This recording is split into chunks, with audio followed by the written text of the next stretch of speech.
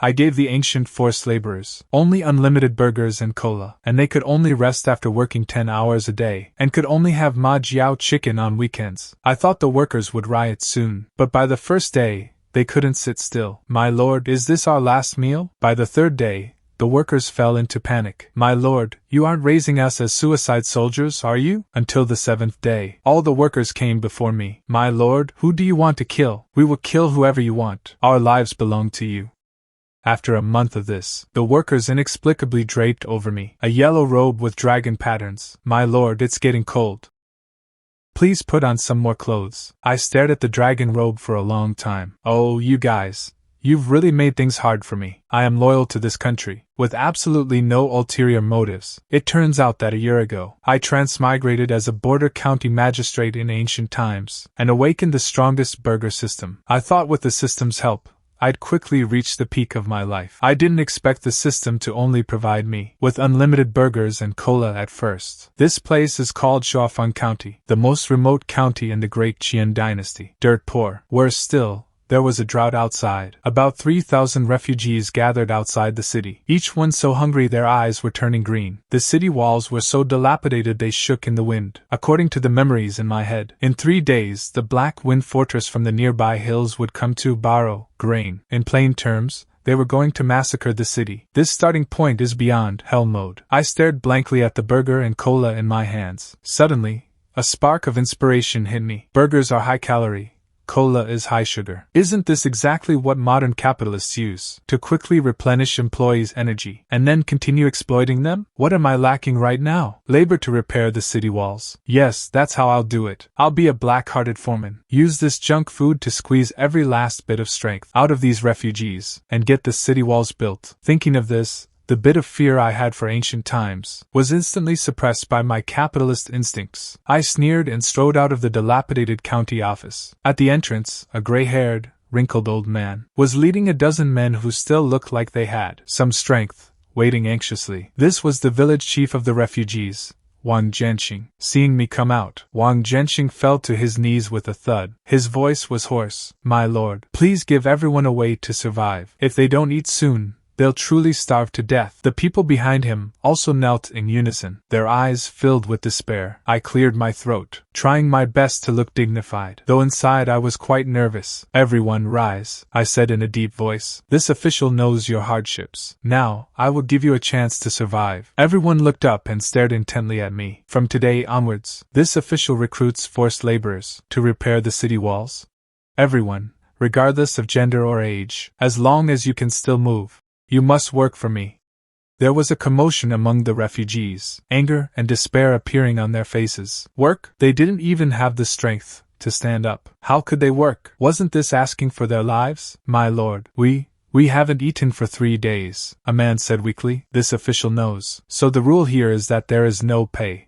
The crowd completely exploded. No pay and still making us work? This is trying to force us to death. Let's fight him. Seeing the refugees clench their fists, their eyes starting to turn red. My heart was pounding, but on the surface, I remained as steady as a rock. This was exactly the effect I wanted. Drive them to the brink of despair first, then give them a little taste of sweetness. But I emphasized my tone. Meals are provided. All the noise vanished instantly. Meals provided? Wang Jianxing asked cautiously. My lord, what kind of meals? Is it rice porridge? Can we have 1 bowl a day? In their eyes, being able to drink a bowl of porridge clear enough to see a reflection would be a heavenly blessing. I curled my lip, revealing a look that, in my own eyes, it was a cold, capitalist smile. Rice porridge? In your dreams? I waved my hand and shouted to the open space. Bring out the food! Under everyone's stunned gazes, a small mountain made of countless wrapped burgers appeared out of thin air in the square before the county office. Beside it was another mountain of black bottles, filled with a black liquid, with tiny bubbles rising under the sunlight. A rich aroma of meat mixed with bread instantly spread everywhere. Every single one of the 3,000 refugees was completely stunned. They had never smelled anything so fragrant in their lives. What is this? It's white flour. I can smell it. It's a cake made of white flour, and there seems to be meat inside. Everyone stared intently at the mountain of burgers, their throats gulping audibly. I was very satisfied with this shocking effect. I took a big bite of the burger in my hand, and the juices instantly exploded in my mouth. This is your food. I said indistinctly. Everyone take one before you start working, and a bottle of water. If you work well, there'll be more tonight. The refugees were completely dazed. Is this real? Wang Jianxing stepped forward trembling, picking one up from the burger mountain. The warm touch and soft feel made him feel like he was dreaming. He had lived for over 60 years, and had rarely even eaten a pure white flour bun, let alone this heavenly food with large pieces of meat. He took a cautious bite. The softness of the bread, the savory meat, the sweet and sour sauce, countless flavors he had never experienced, exploded on the tip of his tongue. Wang Jianxing froze completely. 2 lines of cloudy old tears streamed down his wrinkled cheeks. He suddenly fell to his knees with a thud, kneeling before me once again. He clutched the burger in his hands tightly, as if it were some peerless treasure. "My lord!" Wang Jianxing wailed loudly.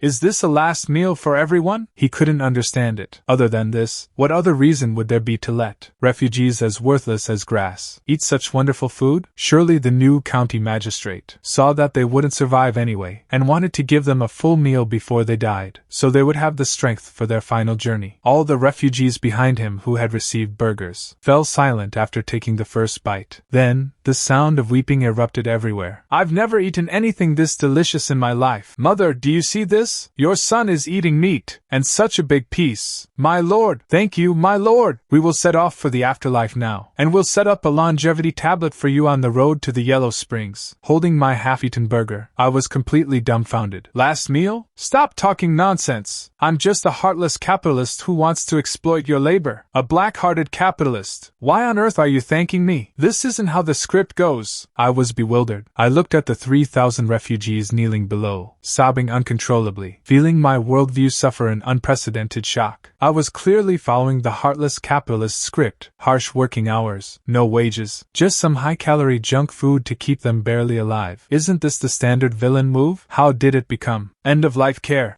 in their mouths? Get up! Why are you crying? Feeling uneasy, I could only grit my teeth and roar. Who said this was a last meal? Once you're done eating, get to work, repair the city walls. If anyone dares to slack off before dark, there will be no dinner. I thought my tone was fierce enough, capitalist enough. However, in the ears of the refugees, these words took on a different meaning. "The Lord said there's more tonight?" a man asked blankly. "If you work well, you'll have it every meal," I replied irritably. With a roar, the crowd completely erupted. "Heavens, it's not a last meal. There's more to eat tonight. Every single meal. The Lord is a living bodhisattva. A god has descended to save us." Wang Jianxing was shaking even more with excitement. He suddenly stood up and shouted to everyone. "Did you all hear that? The Lord doesn't want us to die. He wants us to live. Now eat. Everyone eat. Eat your fill and put all your strength into it. Build the city wall for the Lord. Anyone who dares to slack off, I, Wang Jianxing, will be the first to break their legs." 3,000 refugees, like madmen, devoured the burgers greedily, then carefully twisted open the cola bottles. When the first person drank the cola, and that sweet, bubbly liquid rushed down their throat, they were completely stunned. This black glazed water, after drinking it, it felt like little hammers were knocking in the stomach. The whole body was filled with strength. "It's a celestial brew. This must be a celestial brew." Sounds of drinking echoed one after another through the crowd, accompanied by bursts of amazement. They felt an unprecedented surge of strength. The weakness from 3 days without food vanished instantly. Watching them act like they were on steroids made me even more nervous. "It's just burgers and cola, isn't it? Is it really that big a deal?" I didn't realize that in this era, ordinary people barely get a few full meals a year, let alone white flour and pure meat, and a high-sugar, carbonated drink like cola. For their depleted bodies, the effect was practically like a stimulant. After eating and drinking their fill, I didn't even have to urge them. Led by Wang Jianxing, 3,000 refugees, men and women alike, grabbed their tools and rushed toward the ruined wall. They worked as if their lives depended on it. Those moving stones moved stones, those mixing mud mixed mud, working with feverish intensity. Boulders that originally required 10 people to lift, now 3 to 5 strong men who had eaten burgers, could lift them with a single roar. The city wall, at a terrifying speed visible to the naked eye, was being repaired and heightened section by section. I stood at the entrance of the county office, looking at the scene in the distance. My mouth hung open wide enough to fit an egg. This efficiency is just too high. I originally thought that these people, who had been starving for days, even after eating, would be lucky to recover some strength. But looking at them now, they aren't refugees. They're practically a pack of berserk construction workers. 3 days passed. The section of Shuofang County's wall destroyed by bandits decades ago was miraculously rebuilt, even higher and thicker than before. For these 3 days,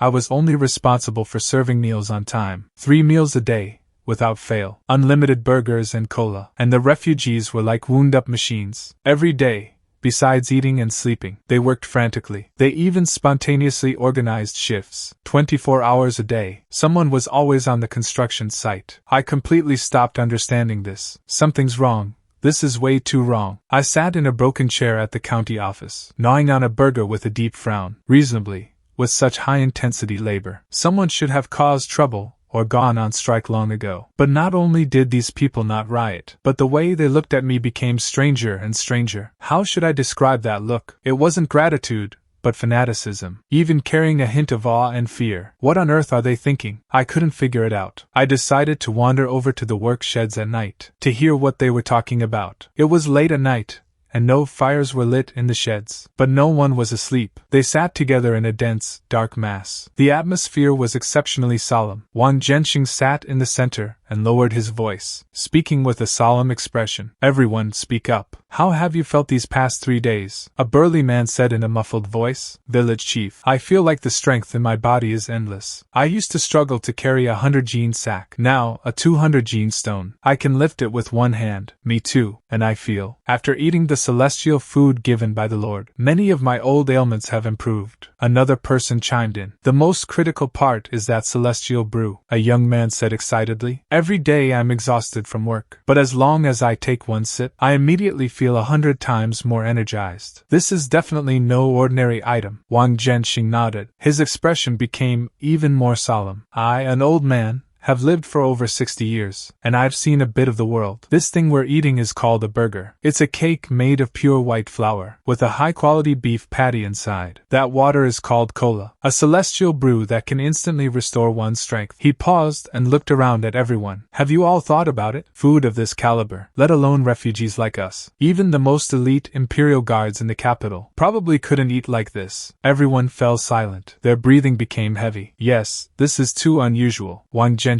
said slowly, word by word. "I've thought about it over and over, and there is only one possibility." Everyone's eyes focused on him. "The Lord is raising an army, and he's raising us as heaven-grade death soldiers." As soon as the words, "death soldiers," were spoken, the air in the entire shed seemed to freeze. "Death soldiers? What's that?" "They are the ones kept by the powerful. Tools specifically used for suicide missions. They enjoy the best treatment, eat the finest food, also that at the critical moment, they will sacrifice their lives without hesitation." "Village chief, do you mean the Lord feeds us so well because he wants us to go to our deaths?" someone asked tremblingly. "Foolish," Wang Jian shouted in a low voice. "Is this going to our deaths? This is a once-in-a-lifetime opportunity." He stood up, his voice filled with an inexplicable excitement. "What are we? Refugees, mud in the gutter. But now, the Lord has given us dignity we've never known, letting us eat food that only immortals could taste. Why didn't he just say it plainly? Because it's a secret. Training heaven-grade death soldiers is a matter that would shake the entire court. The Lord is silent for fear of leaks. He's afraid we'll be frightened. We cannot be ungrateful. The Lord gave us a new life, so we should give this life back to him." Wang Genshing's words were like a fire, igniting the humble hope and misplaced fervor in everyone's hearts. "That's right. The village chief is right. This life belongs to the Lord. From today on,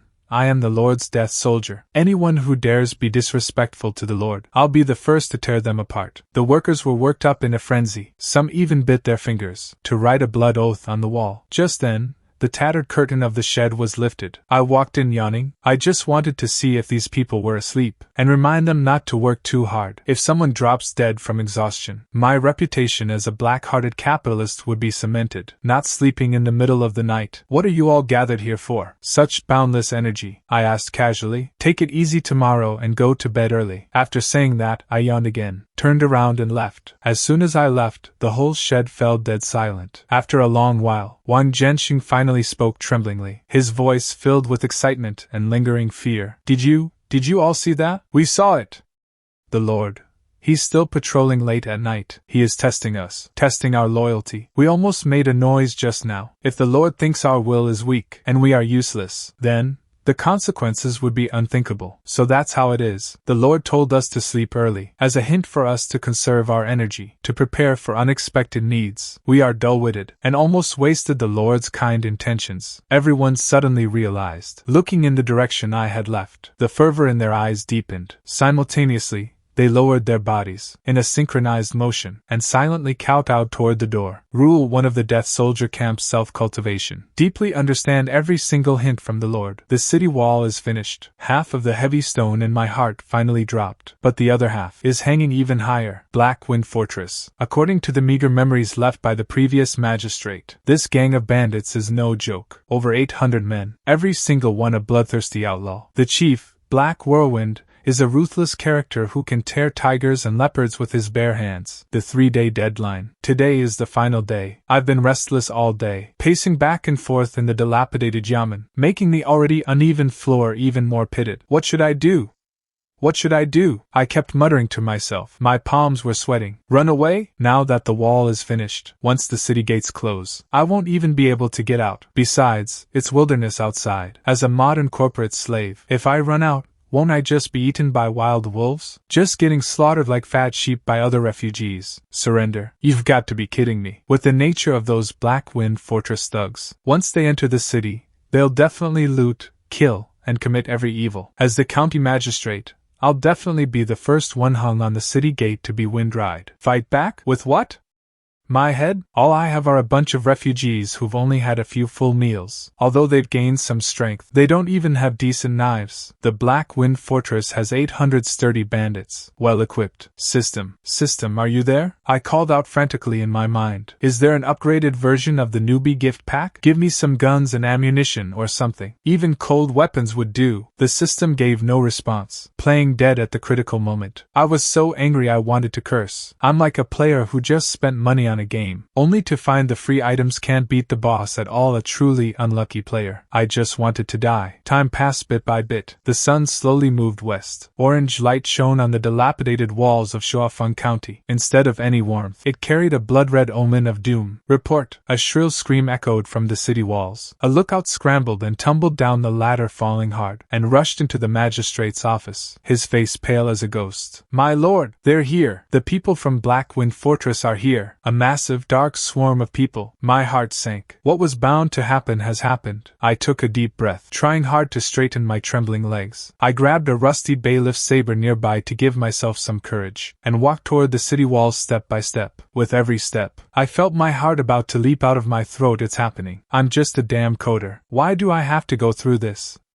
I wanted to cry but had no tears. When I finally managed to climb the wall, I looked out, and immediately gasped in horror. On the distant horizon, clouds of dust billowed. A vast dark shadow was moving rapidly toward Shuofang County. At a glance, there were at least 700 or 800 of them, each one on horseback, holding gleaming blades and spears. With an overwhelming presence, the leader was a dark-faced man as hulking as a bear. He carried a massive mountain-cleaving axe on his shoulder. Even from afar, I could feel the fierce aura of slaughter emanating from him. It's over. Now I'm totally screwed. The saber in my hand fell to the ground with a clang. I felt like I might pee my pants at any moment. The refugees on the wall saw the scene too. Their faces turned pale with fear, and their bodies began to shake like sieves. Although they'd had full meals for a few days, and grew stronger, deep down, they were still ordinary people afraid of death, facing such a force. Few of them didn't have weak knees. Ha! You little brats in the city! Your grandpa Black Wind has come to borrow some grain. Black Whirlwind reined in his horse below the city, pointing his axe at me on the wall, his voice booming like thunder. If you're smart, open the city gates obediently, and hand over the grain and the women. Then I might leave your corpses intact. Otherwise, the day the city falls, not even a chicken will be left. Arrogant. Too arrogant. I trembled with rage, half from fear, and half from genuine anger. But what could I do? I didn't even dare to say a single threatening word. Just then, Wang Jianxing pushed through with a group of the sturdiest men. Although there was fear on their faces, there was a strange determination in their eyes. My lord! Wang Jianxing bowed deeply to me. We cannot open the gates. Nonsense! Obviously! I obviously know we can't open them. I hissed in a low voice, my voice bordering on a sob. But if we don't open the gates, and they break through the walls and rush in, we'll We'll die an even more miserable death. My lord, we aren't afraid to die, a burly man said in a muffled, deep voice. In his hand, he held a freshly sharpened trowel used for building walls. That's right, we aren't afraid to die. The Lord gave us full meals. He gave us dignity. This life belongs to the Lord. Let's fight them to the end. The worst that can happen is death. Starving to death is death. Dying in battle is also death. Dying in battle, at least, means dying on a full stomach. These men's eyes turned red. They stared intently at the bandits below the city. Their gaze was like wild wolves guarding their food. I was completely stunned. I looked at these people, and suddenly realized something. I feared the bandits, because I wanted to live. But these refugees, they aren't afraid of the bandits, because they have just crawled out of hell. It was the burgers and coke in their hands that made them feel like human beings again. Now, someone wants to smash their rice bowls, to turn them back into those starving dogs who are slaughtered at will. This is more painful than killing them. Lord, Wang Zhenxing spoke again, his voice hoarse yet firm. Please give the order. We are willing to fight to the death for you. Fight to the death for the Lord. The roars of 3,000 people merged, faintly overpowering the arrogance of the 800 bandits below the wall. I looked at them, my heart churning violently. A fight to the death? What will you fight with? With shovels and hoes? But, looking at those determined faces, I knew I had no way back. If I dared to say no now, I fear that before the bandits could even break in, these fanatical death-sworn soldiers would tear me apart. Let's do it. I gritted my teeth and steeled my resolve. If I must die, so be it. Being beheaded miserably after transmigrating is worse than dragging 800 bandits to hell with me. At least I won't be lonely on the road to the underworld. Fine. I picked up the sword from the ground and roared with all my might. Open the gates. What? Wang Zhenxing and everyone else were stunned. Open the gates? Isn't that suicide? I said.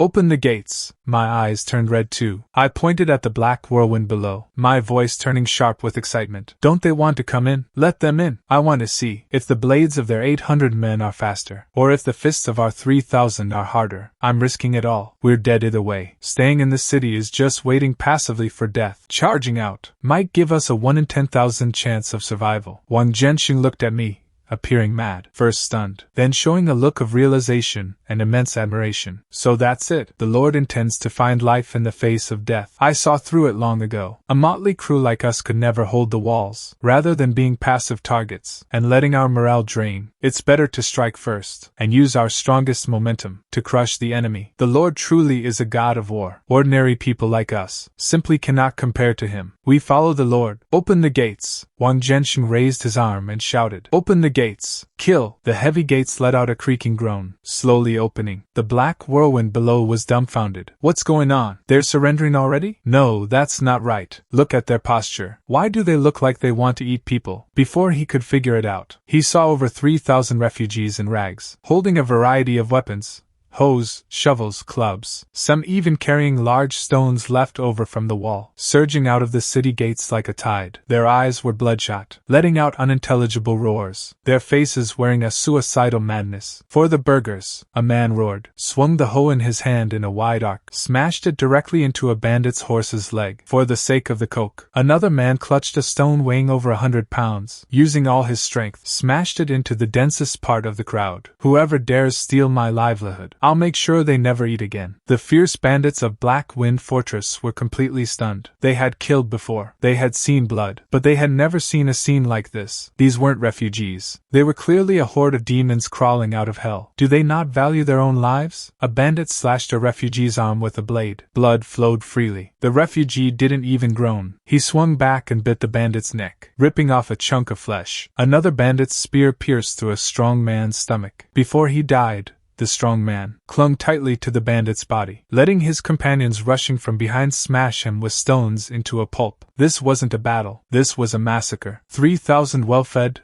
powerful, and fearless berserkers against nearly 1,000 pampered, now terrified elite bandits. The battle was one-sided from the very start. I stood on the city wall, watching the scene below. My calves wouldn't stop shaking. I thought it would be a brutal bloodbath, but I never expected that it would be a one-sided crush. Those refugees, no, those death soldiers, their way of fighting was too primitive, too savage, and too effective. They had no form, no tactics. Their only belief was to kill the enemy in front of them who wanted to steal their burgers. Half an hour later, the battle was over. Outside the city gates, the ground was covered in bandit corpses and severed limbs. Blood flowed like a river. 800 fierce bandits. Except for the 100 or 200 who knelt in surrender, the rest had all become corpses. And those 3,000 death soldiers, although every one of them was wounded, covered in blood, but those who fell were fewer than 100. Black Whirlwind, that arrogant fortress leader, was pinned to the ground by a dozen strong men. His limbs were crushed with stones, dragged to the foot of the wall like a dead dog. 3,000 men, emanating a strong scent of blood and murderous intent, standing silently outside the city. Then, led by Wang Jianxing, they turned around in unison, facing me on the city wall. With a thunderous sound, 3,000 men dropped to one knee, their crude weapons slammed into the ground. The sound was perfectly synchronized. Soul-shaking, Wang Jianxing looked up. On his blood-stained face was an unprecedented fervor and adoration. Using all his strength, he let out a deafening roar. "My lord, whoever you wish to kill, we shall kill for you. This life is now yours." The voices of 3,000 merged into a torrent. Soaring to the heavens, I stood on the city wall, hit by this heaven-shaking aura and fanatical pledge of loyalty. My vision went dark. My legs could no longer support my weight. I collapsed onto my backside on the ground. "Oh my God, I've gone too far."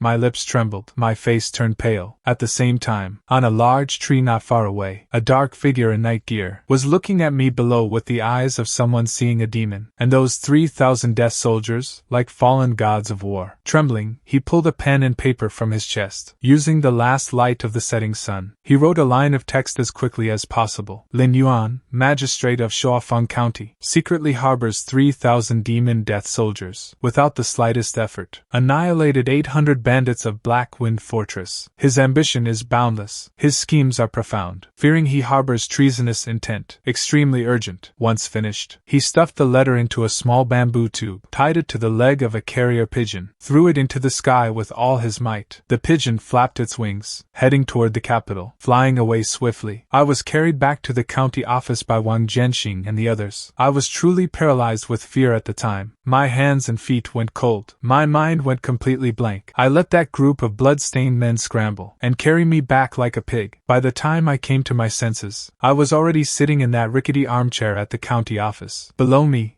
a dense crowd of people were kneeling. Leading them was still Wang Jianxing. He had already roughly treated his wounds, but the bloodstains on his face and body hadn't been wiped away yet. Combined with his fanatical gaze, he looked more like a villain than the bandits of Black Wind Fortress. "My lord, of the 800 fierce bandits of Black Wind Fortress, 623 were slain, and 177 were captured. The leader, Black Whirlwind, has been crippled by us, awaiting your judgment." Wang Jianxing's voice was loud, filled with pride and a desire for credit. Listening to this battle report, my lips started trembling again. Over 600 killed, over 100 captured. My God, this is a massacre. I looked at the people below. A few days ago, they were starving and breathless, unable even to stand just refugees. Now they've become killing gods who slice through bandits like vegetables. This change was too fast. So fast that my heart could barely take it. The power of burgers and cola. Is it really this terrifying? Everyone rise. I barely managed to squeeze out a few words through my teeth. I wanted to make myself look more dignified, but my voice was shaking like a sieve. Casualties on our side. How are the casualties? Replying to my lord, Wang Jianxing puffed out his chest with pride. Our brothers, 92 died in battle. Over 150 were seriously injured. The rest suffered light injuries, which won't affect tomorrow's work. I fell silent. 92 dead. Although compared to the results, this number is incredibly small. But those are still 92 living human lives. My heart felt heavy. These people died to protect my so-called rice bowl. The brothers who died in battle must be given a proper burial. I sighed, my voice turning low. As for the families, forget it. They probably don't have any families left. Find a good spot and let them rest in peace. Compensation. I wanted to say to give some compensation, but as I felt my pocket, it was cleaner than my face. The entire treasury of Shuofang County is in the negative. What do I have to give? But Wang Jianxing seemed to see through my thoughts, and immediately said, My lord, there is no need to worry. To die for my lord is their honor. We have long since put life and death aside. Moreover, he shifted the topic, a hint of excitement appearing on his face. My lord, we've struck it rich. Those bandits from Black Wind Fortress. We searched them and found plenty of gold, and silver, as well as their horses and weapons, enough to give our fallen brothers a grand funeral. There's such a good thing? My eyes lit up. The sadness from a moment ago was instantly washed away. That's right, looting the rich. How did I forget about this? Black Wind Fortress had occupied Shuofang Mountain for years, plundering countless passing merchants. They must have accumulated a lot of wealth. Quickly inventory all the captured loot, and bring it up for me to see. I suddenly felt energized, feeling as if I had come back to life. Soon, chest after chest of gold, silver, and jewelry, and piles of weapons and armor, were carried into the courtyard of the county office. Looking at that shimmering gold and glistening silver, I was mesmerized. I'm rich. I'm truly rich now. I, this dirt-poor county magistrate, finally have my first pot of gold. I calculated in my mind. With this money, I can buy grain. I can renovate the county office. I can get these death-sworn soldiers some proper weapons, and maybe even get myself some new clothes. Just as I was immersed in the joy of getting rich, Wang Jianxing spoke again. My lord, now that Black Wind Fortress is destroyed, my 3,000 brothers and I are all willing to die for your excellency. But currently, we are leaderless, and lack a formal structure. If strong enemies attack again, we fear we won't be able to exert our full strength. I dare to suggest that your excellency grant us a name, and establish a formal organization, for the sake of training. A name, an organization. I was stunned. What on earth is going on? They actually want to be formalized? Looking at the fanatical eyes of the crowd below, my heart started racing. I'm just a lazy magistrate who wants to slack off and survive. I have absolutely no desire to build an army. If this ever reaches the ears of the imperial court, wouldn't that be an outright rebellion? There's no rush for this. No rush at all. I waved my hand, trying to brush the matter aside. Everyone is tired today. Go and get some rest first. Eat extra food tonight. Plenty of burgers for everyone, and all the cola you can drink. I tried to use my only weapon, food, to change the subject. However, Wang Jianxing shook his head with a serious expression. Excellency, without a proper name, there is no legitimacy. Since we have pledged our loyalty to you, we must have a grand title. This is also to manifest your majesty. Yes, please grant us a name, Excellency. The people below started cheering again. I had a massive headache. Grant a name. What name should I give? The Burger Cult? Or the Cola Suicide Squad? That would be way too embarrassing. My mind raced, searching for an excuse to get out of this. Ahem. I cleared my throat, pretending to be profound and mysterious. I have my own plans for this matter. A title is merely a hollow name. True strength comes from within, and from your loyalty to me. What you need to do now is not to pursue such empty titles, but to consolidate today's victory and improve your own strength. Do you understand? I felt my words were quite sophisticated, full of philosophical depth. It should be enough to bluff these uneducated peasants. Sure enough, as soon as I finished speaking, it became instantly quiet below. Wang Jianxing and a few leaders looked at each other, then wore expressions of sudden realization. Wang Jianxing was so excited that he was actually trembling. He bowed to me once more, his voice filled with awe. Your Excellency's insight is profound. We were far too dull. Huh, I was bewildered. Profound insight? Where was the insight? I was just talking nonsense. Then I heard Wang Jianxing, in a tone of complete understanding, explaining to those around him. Did you hear that? His Excellency said a title is just a hollow name, and that true strength comes from within. He is guiding us. We just won a battle, and became complacent, rushing for results. This is a major taboo in the art of war. His Excellency fears we are becoming impetuous, and taking the wrong path. Another man chimed in. Exactly! His Excellency also told us to consolidate our victory, and improve our strength. This means, he wants us to keep a low profile, and continue to silently accumulate our strength. This is called the hidden dragon in the abyss. His Excellency is playing a grand game. I see. His Excellency wants us to bide our time in obscurity. His Excellency means that now is not the time to reveal this divine army. I get it now. What we must do now is incorporate the prisoners, distribute the weapons, and then undergo even harsher training. When the time is ripe, and His Excellency gives the call, we will soar to the heavens. His Excellency's foresight is profound. We simply cannot compare to him. Listening to their discussion, I was completely dumbfounded. The hidden dragon in the abyss, biding time in obscurity, a grand scheme. What on earth are you talking about? I simply don't want any trouble. How do you understand my intentions better than I do? I feel like I'm on a completely different wavelength from these people. All I'm thinking about is how to lay low, how to just drift through life. But these people have already imagined an entire script for conquering the world, and they've cast me as the lead. My lord, we understand now. Wang Jianxing looked up. His gaze was incredibly determined. We will not let your painstaking efforts go to waste. From this day forward, we shall call ourselves the Qianzhi camp. Civilians in peace, soldiers in war. We seek no titles, only to clear the path for you, my lord. Qianzhi camp. That name sounds pretty intimidating. I opened my mouth, wanting to tell them to stop messing around, but looking at Wang Jianxing's "You don't have to say anything. I understand everything. Leave it to me." expression. I forced the words back down my throat. Forget it. Let them be. I feel like I've lost control of the situation. This war machine called Shuofang County has been welded shut by these overexcited death-sworn soldiers, and it's racing down a path that I could never have predicted. And as for me, the driver, the only thing I can do now is to buckle my seatbelt and pray we don't crash. Fine. Just do whatever you think is best. I waved my hand weakly. Put all the loot in the warehouse. Let the wounded rest. Everyone else, go eat. As you command. Everyone answered in a thunderous roar, then retreated in an orderly fashion. The vast county office was suddenly left with only me, and a courtyard full of gold and silver treasures. I looked at those treasures, but I couldn't feel happy at all. I slumped in the chair, and let out a long sigh. I just wanted to be a crooked contractor, exploit some labor, and just coast through life. How did this turn into a rebellion plot? I think this world is simply too crazy. The day after Black Wind Fortress was wiped out, I didn't wake up until the sun was high in the sky. This was the most peaceful sleep I'd had since transmigrating, mainly because I was mentally exhausted. Yesterday's emotional roller coaster was more thrilling than my entire previous life combined. First, I was scared to death, then ecstatic, and finally, completely bewildered and helpless. Rubbing my sleepy eyes, I walked out of the room, only to see Wang Jianxing leading people busy in the courtyard. The courtyard had been cleaned spotless, and the smell of blood from yesterday had faded. The captured gold, silver, and weapons were sorted and stacked, with guards stationed over them. Even the hole-ridden main gate of the county office had been repaired overnight. Everything seemed perfectly organized. My lord, you're awake? Seeing me, Wang Jianxing immediately dropped what he was doing, stepped forward quickly, and bowed respectfully.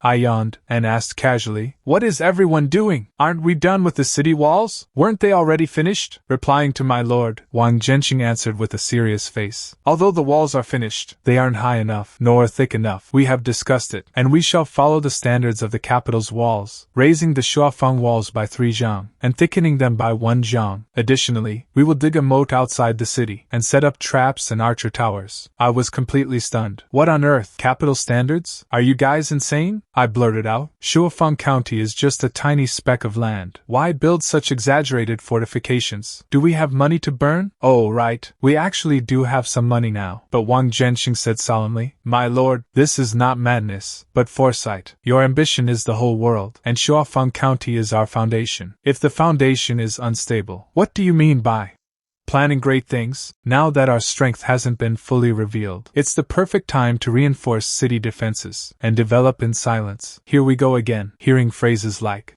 ambition for the world and planning great things. My brain actually hurts. I leaned my head on my hand and said weakly, Stop, old Wang, village chief Wang, listen to me. Please speak, my lord. This old man is all ears. Wang Jianxing immediately leaned in to listen, his eyes full of eagerness to learn. As for me, I have no great ambitions. I decided to lay my cards on the table and explain things clearly. I just want everyone to have food to eat, a place to live, and live a stable life. Killing and fighting are too dangerous. We should avoid them whenever possible. Now that we have money, let's first improve the interior of the county, repair the roads, build some houses, and make everyone's life a bit more comfortable. Isn't that better? I felt my words were sincere and full of humanitarian care. Surely that would move them, right? However, after hearing this, Wang Jianxing shuddered, and the look in his eyes instantly filled with emotion and guilt. My lord.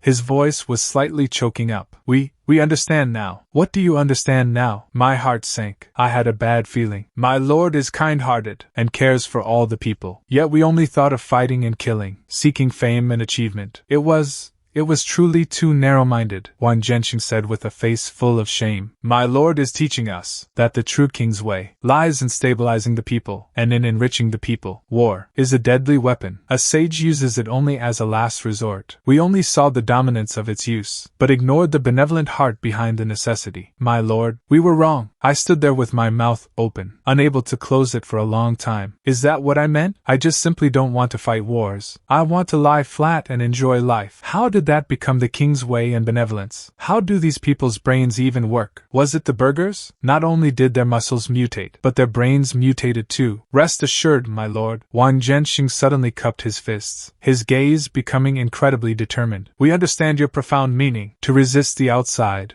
one must first stabilize the inside. We will immediately organize the manpower to reinforce the city defenses while repairing the county town. We will not fail your expectations. We will turn Shuofang County into an impregnable fortress and a prosperous, wealthy paradise, becoming the strongest support for your grand ambitions. After speaking, he didn't even wait for my reply, turned around and went to assign tasks. Hurriedly, full of energy, I looked at his back, reaching out my hand, unable to utter a single word. Communication failed. Complete failure. I felt like a manager trying to explain to a group of fanatic fans that their idol is just an ordinary person, only for the fans to think he's too humble, and that he is actually a god. Forget it, I'm tired. Just let it all burn. I gave up struggling. I realized that reasoning with these people is useless. Their ability to overthink has exceeded the heavens. No matter what I say, they will twist it into another meaning. Whatever, let it be. Anyway, they're the ones working. I just need to hand out burgers. As long as they don't actually drag me into a rebellion. Repairing the city and building houses is fine too. Thinking of this, I started feeling enthusiastic again. Since we're doing infrastructure, there needs to be a plan. I am a modern person, after all. Although I didn't study civil engineering, I still have some basic concepts. Moreover, as a former 996 corporate slave, I know the importance of balancing work and rest. Wait, that's not right. He knows exactly how to be more efficient at squeezing the surplus value out of employees. A brilliant, sinister plan took shape in his mind. In the afternoon, I called Wang Jianxing and a few newly promoted minor leaders to the county office. From today onwards, I shall issue several new regulations, which you must strictly implement. I sat in the grand armchair, trying my best to look like a leader whose word is law. Wang Jianxing and the others immediately stood at attention, their expressions focused. Please give us your instructions, my lord. First, regarding working hours, I held up one finger. From now on, the daily working hours are set to 10 shurchen, starting from the hour of Mao and ending at the hour of Yu. In between, during the hour of Wu, there will be 1 shurchen for eating and resting. I calculated in my head, 1 shurchen is 2 hours. 10 shurchen would be 20 hours. Wait. No, the ancient way of calculating shurchen doesn't seem to work like that. I remember a day consists of 12 shurchen. Mao is 5 to 7 a.m. Yu is 5 to 7 p.m. Calculating it this way, the working hours are roughly 12 hours. A standard 996. Blessing. Even a bit more than that. For these ancient people, it should be considered high intensity. However, after hearing this, Wang Jianxing and the others looked completely confused. My lord, do you mean we only have to work 12 shurchen a day? Wang Jianxing asked cautiously. Yes. Is there a problem? I asked back. But Wang Jianxing was utterly bewildered. We used to work in shifts, 24 hours a day. The construction site never stopped. Now we only work 12 shurchen a day. Then what do we do with the remaining time? Won't this delay the project? I almost spat out a mouthful of blood. Do I think you're working too little? I'm afraid you'll all drop dead from overwork. You bunch of overachievers. Even I, a capitalist, can't stand to watch. Cough, cough. I forced an explanation. This is an order. Health is the foundation of revolution. Without good health, how can you contribute to me in Shuofang County? Balance between work and rest is the only way to last. This is my way of nurturing soldiers. I really couldn't make things up anymore, so I had to pivot back to nurturing soldiers. Sure enough, as soon as they heard the way of nurturing soldiers, Wang Jianxing and the others immediately had an aha expression. My lord is brilliant. We only knew how to train blindly, but didn't know the importance of rest and recovery, and the harmony of qi and blood. My lord is teaching us how to cultivate. I'm not. I didn't want to dwell on this any longer, and continued. Second, and the most important one, I emphasized my tone. Everyone held their breath. From now on, For every 5 days of work, you will have 2 days off. I dropped a bombshell. I thought, this should finally make them realize my mercy, right? A 5-day work week, weekends off. In ancient times, this was a luxury beyond imagination. However, reality dealt me another heavy blow. There was a deathly silence in the room. Wang Jianxing and the leaders all looked at me as if I were an idiot. After a long while, Wang Jianxing finally spoke tremulously. My lord, do you mean every 5 days? There are 2 days where we are forbidden to work. Correct. I nodded smugly. Then what will we eat? One leader blurted out. I was stunned. On days off, meals are still provided, of course. Burgers and Coke will be supplied as usual. Boom. These words were like lighting a powder keg. Wang Jianxing fell to his knees with a thud, tears streaming down his face. My lord, you absolutely must not. You must not. I was stunned. My lord, Wang Jianxing cried out. Our lives are worthless. To be taken in by you, my lord, to have work to do, and food to fill our bellies, is already a heavenly blessing. Now we have achieved no merit, nor captured a single inch of land. How dare we enjoy your immortal food for free? 2 days without working, while eating and drinking for free.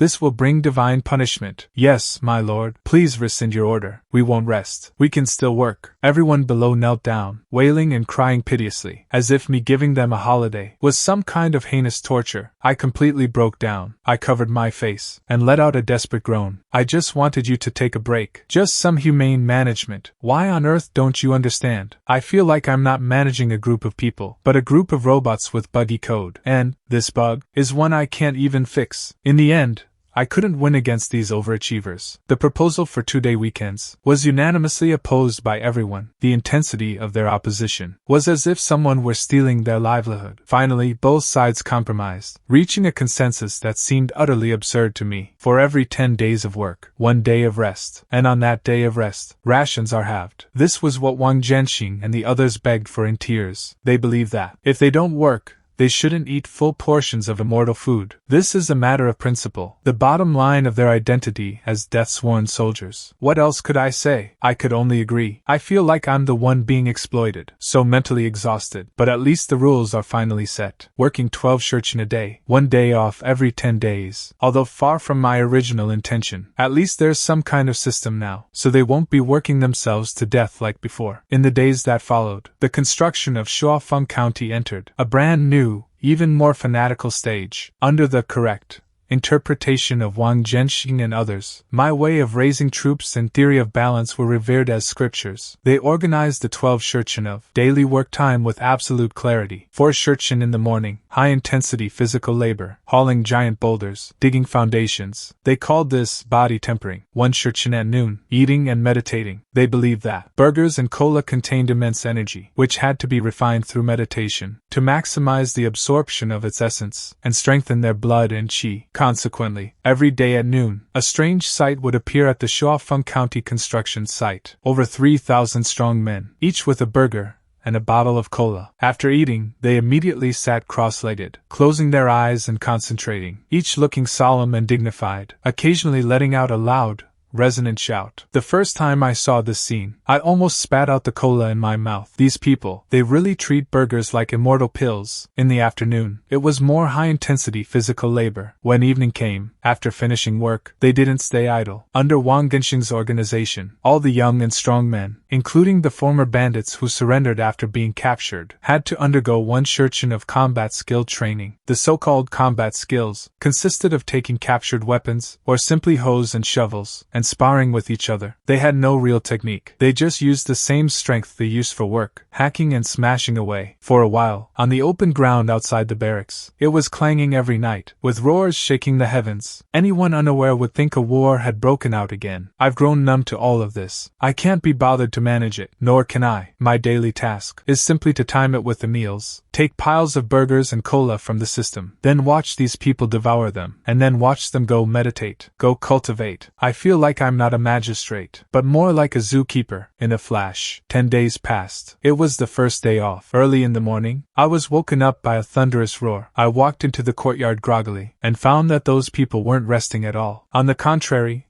They woke up even earlier than usual, conducting training in the open area that I couldn't understand at all. Some were lifting large stone blocks, some were sparring, others were lining up, violently crashing against a row of wooden stakes, making dull thumping sounds. Wang Jianxing, I shouted with a dark face. Isn't today a day off? What are you doing? Wang Jianxing ran over, drenched in sweat. My lord, we are indeed resting. This is called resting? Is he trying to commit suicide? My lord, you've misunderstood. You taught us to balance tension and relaxation. We pondered deeply, and finally realized that labor is body tempering, which is active. So the day off is naturally for qi refining, which is still. Wang Jianxing explained it logically, but we discovered that, while engaging in this low-intensity confrontation and impact, the qi in our bodies, which is the energy from the immortal food you bestowed, circulates faster. This proves that combining activity and stillness is the ultimate method of cultivation. I beg you, stop realizing things. If I let you keep realizing, will you just ascend to immortality right here? I've completely given up on explaining science to these people. Now I only want to know one thing. Do you still want to eat today? Yes, of course. However, according to the agreement, today's rations are halved. Half a burger and half a bottle of Coke per person will do. I sighed. With a thought, I prepared to take the food out of the system. Just then, that long-lost mechanical voice in my head suddenly rang out. Detected that the population under governance has stably exceeded 3,000. Territory construction has taken shape. Prosperity has increased slightly. System upgrade conditions met. New menu unlocked. Weekend special.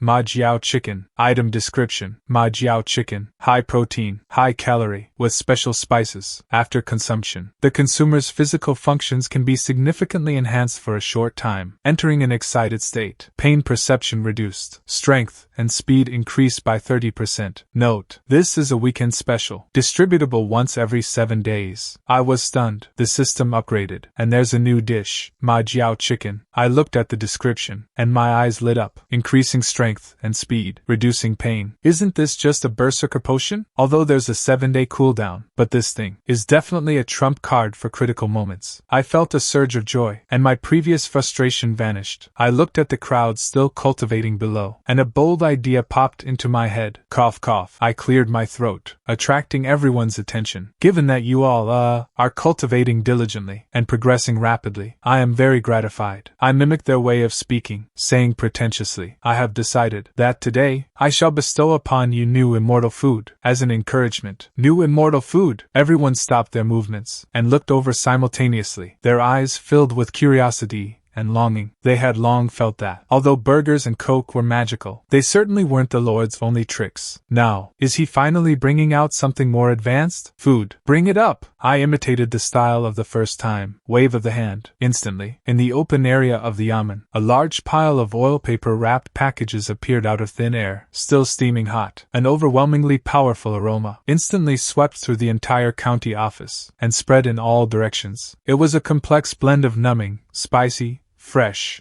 and fragrant scents. Just smelling it made people's mouths water uncontrollably. Gulp. 3,000 people simultaneously made swallowing sounds in their throats. If the aroma of a burger is rich and satisfying, then this aroma of Ma Jiao Chicken is soul-stirring and drives people wild.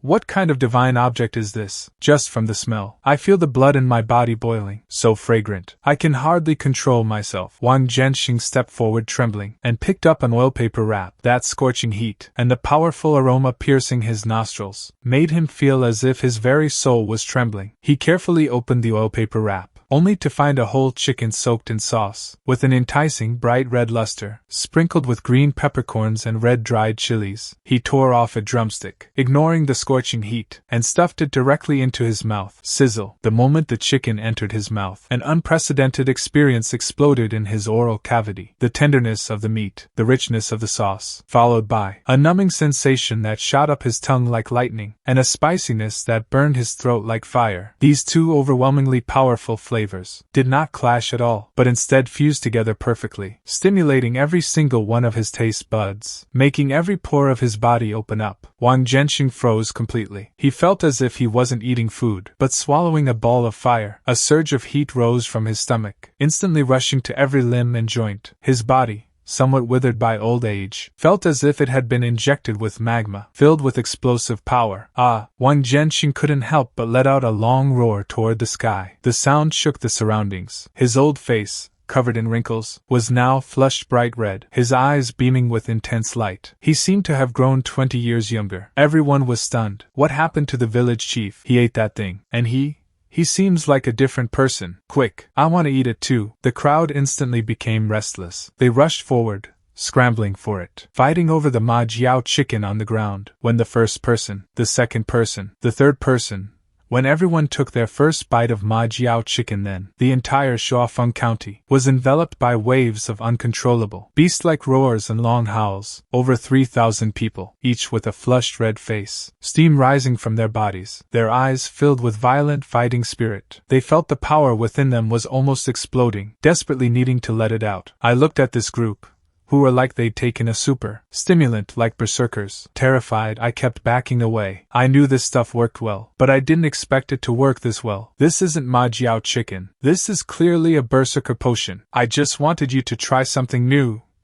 he said tremblingly. You all calm down. However, my voice was completely drowned out by those heaven-shaking roars. The first day off in Shuofang County was spent amidst total chaos and wailing. The 3,000 people who ate the Ma Jiao chicken went completely insane. The energy in their bodies had nowhere to go, so they could only expend it in the most primitive way. Thus, the open space outside the county office became their gladiatorial arena. They fought barehanded or with wooden stakes, battling each other. Every punch and every kick whistled through the air with terrifying power. They seemed oblivious to pain. Even if they were beaten black and blue, they would only grin and strike back even more fiercely. The wooden stake array used for impact training, in less than an hour, was completely torn apart by them. Wooden stakes as thick as bowls were snapped by them like sugarcane. I hid inside the county office, peeking through the crack in the door at the scene outside. My heart was pounding in terror. These aren't humans. They're clearly a bunch of human Gundams. I'm starting to regret this now. Had I known the side effects of this peppercorn chicken were so severe, I wouldn't have brought it out. If they get too carried away one day and lose control, what if they tear me, the magistrate, apart? Trembling,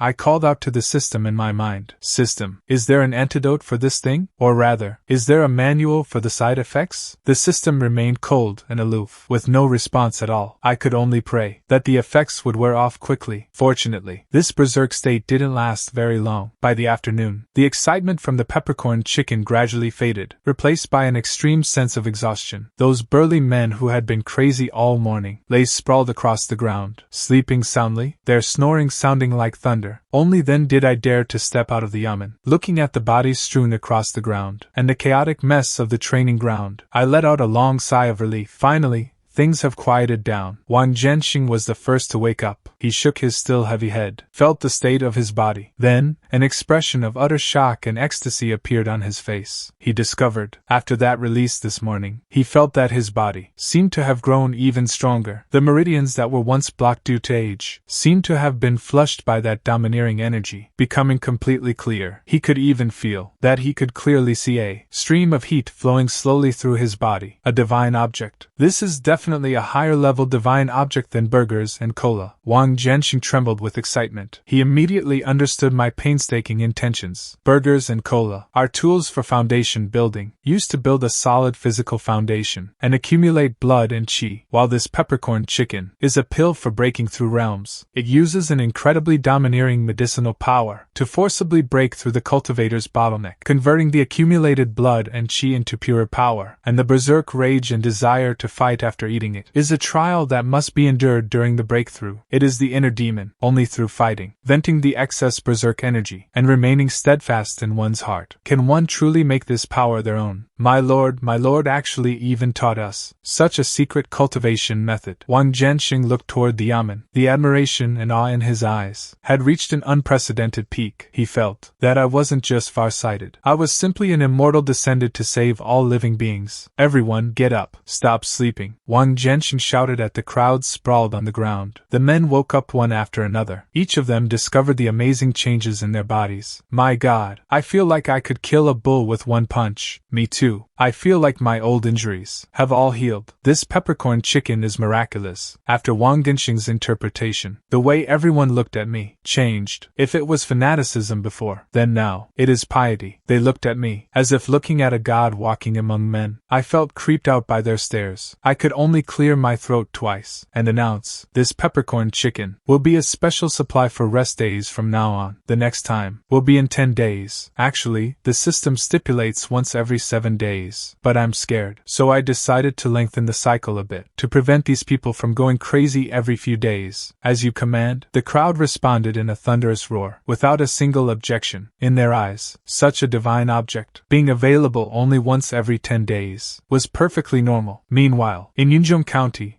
100 miles from Shuofang County, Magistrate Zhang Qingzhi looked worriedly at the secret report in his hand. Is what you're saying true? That new magistrate of Shuofang County, with 3,000 refugees, wiped out the Black Wind Fortress. He questioned the merchant who had escaped from Shuofang. It's absolutely true, Excellency, the merchant said with a miserable face. I saw it with my own eyes. That scene was terrifying. Those people in Shuofang County were like madmen. Each possessed immense strength and didn't even flinch when hacked by blades.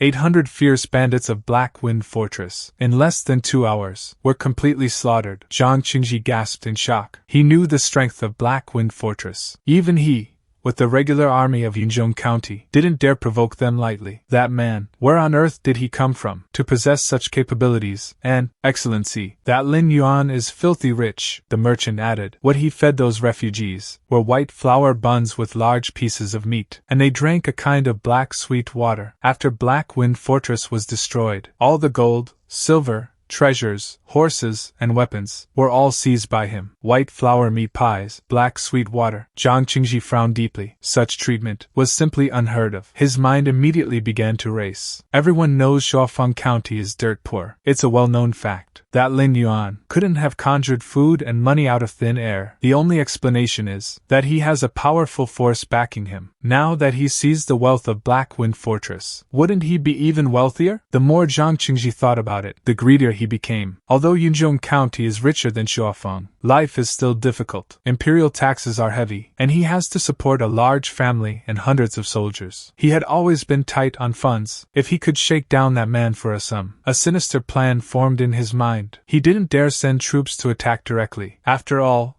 the example of Black Wind Fortress was right there. But he could send someone to pick a fight. Guards! Zhang Qingzhi slammed the gavel. Yes, sir! 2 bailiffs stepped forward. Immediately summon my nephew, County Lieutenant Li San, to come see me. Soon, a shifty-looking and sleazy young man walked in. He was Zhang Qingzhi's brother-in-law, Li San, who became lieutenant through connections. Uncle, you wanted to see me? Li San asked with a smirk. I have a chance for you to make a fortune. You in?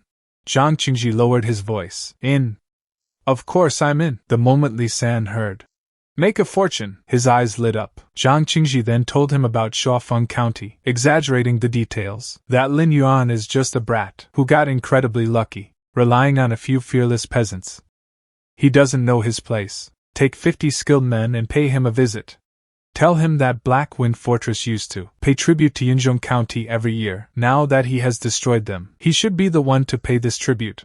Zhang Qingzhi smiled sinisterly. If he's sensible, have him hand over 3,000 taels of silver. If he's not sensible, then teach him a lesson. Remember, don't make a huge scene, just intimidate him. He's just a small magistrate with no backing. He won't dare do anything. All right. Just watch me, uncle. Li San patted his chest, agreeing immediately. To him, this was like a windfall from heaven. 50 elite county soldiers, to intimidate a small magistrate in the middle of nowhere. It would be a piece of cake. And so, 10 days later, as the people of Shuofang County were eagerly preparing to welcome their second feast of Sichuan pepper chicken, Li San arrived with 50 men on tall horses, wearing leather armor. They arrived pompously at the gates of Shuofang County. At that moment, in the open space by the gate, piles of Sichuan pepper chicken wrapped in oil paper were already laid out. The overpowering aroma wafted far and wide. Over 3,000 people were lining up. waiting anxiously for my order to eat. Li San smelled that aroma, and couldn't help but swallow, cursing inwardly. In this godforsaken place, what on earth are they eating? That smells so good. He spurred his horse forward, and pointed his whip at a man, who was maintaining order at the gate, shouting arrogantly,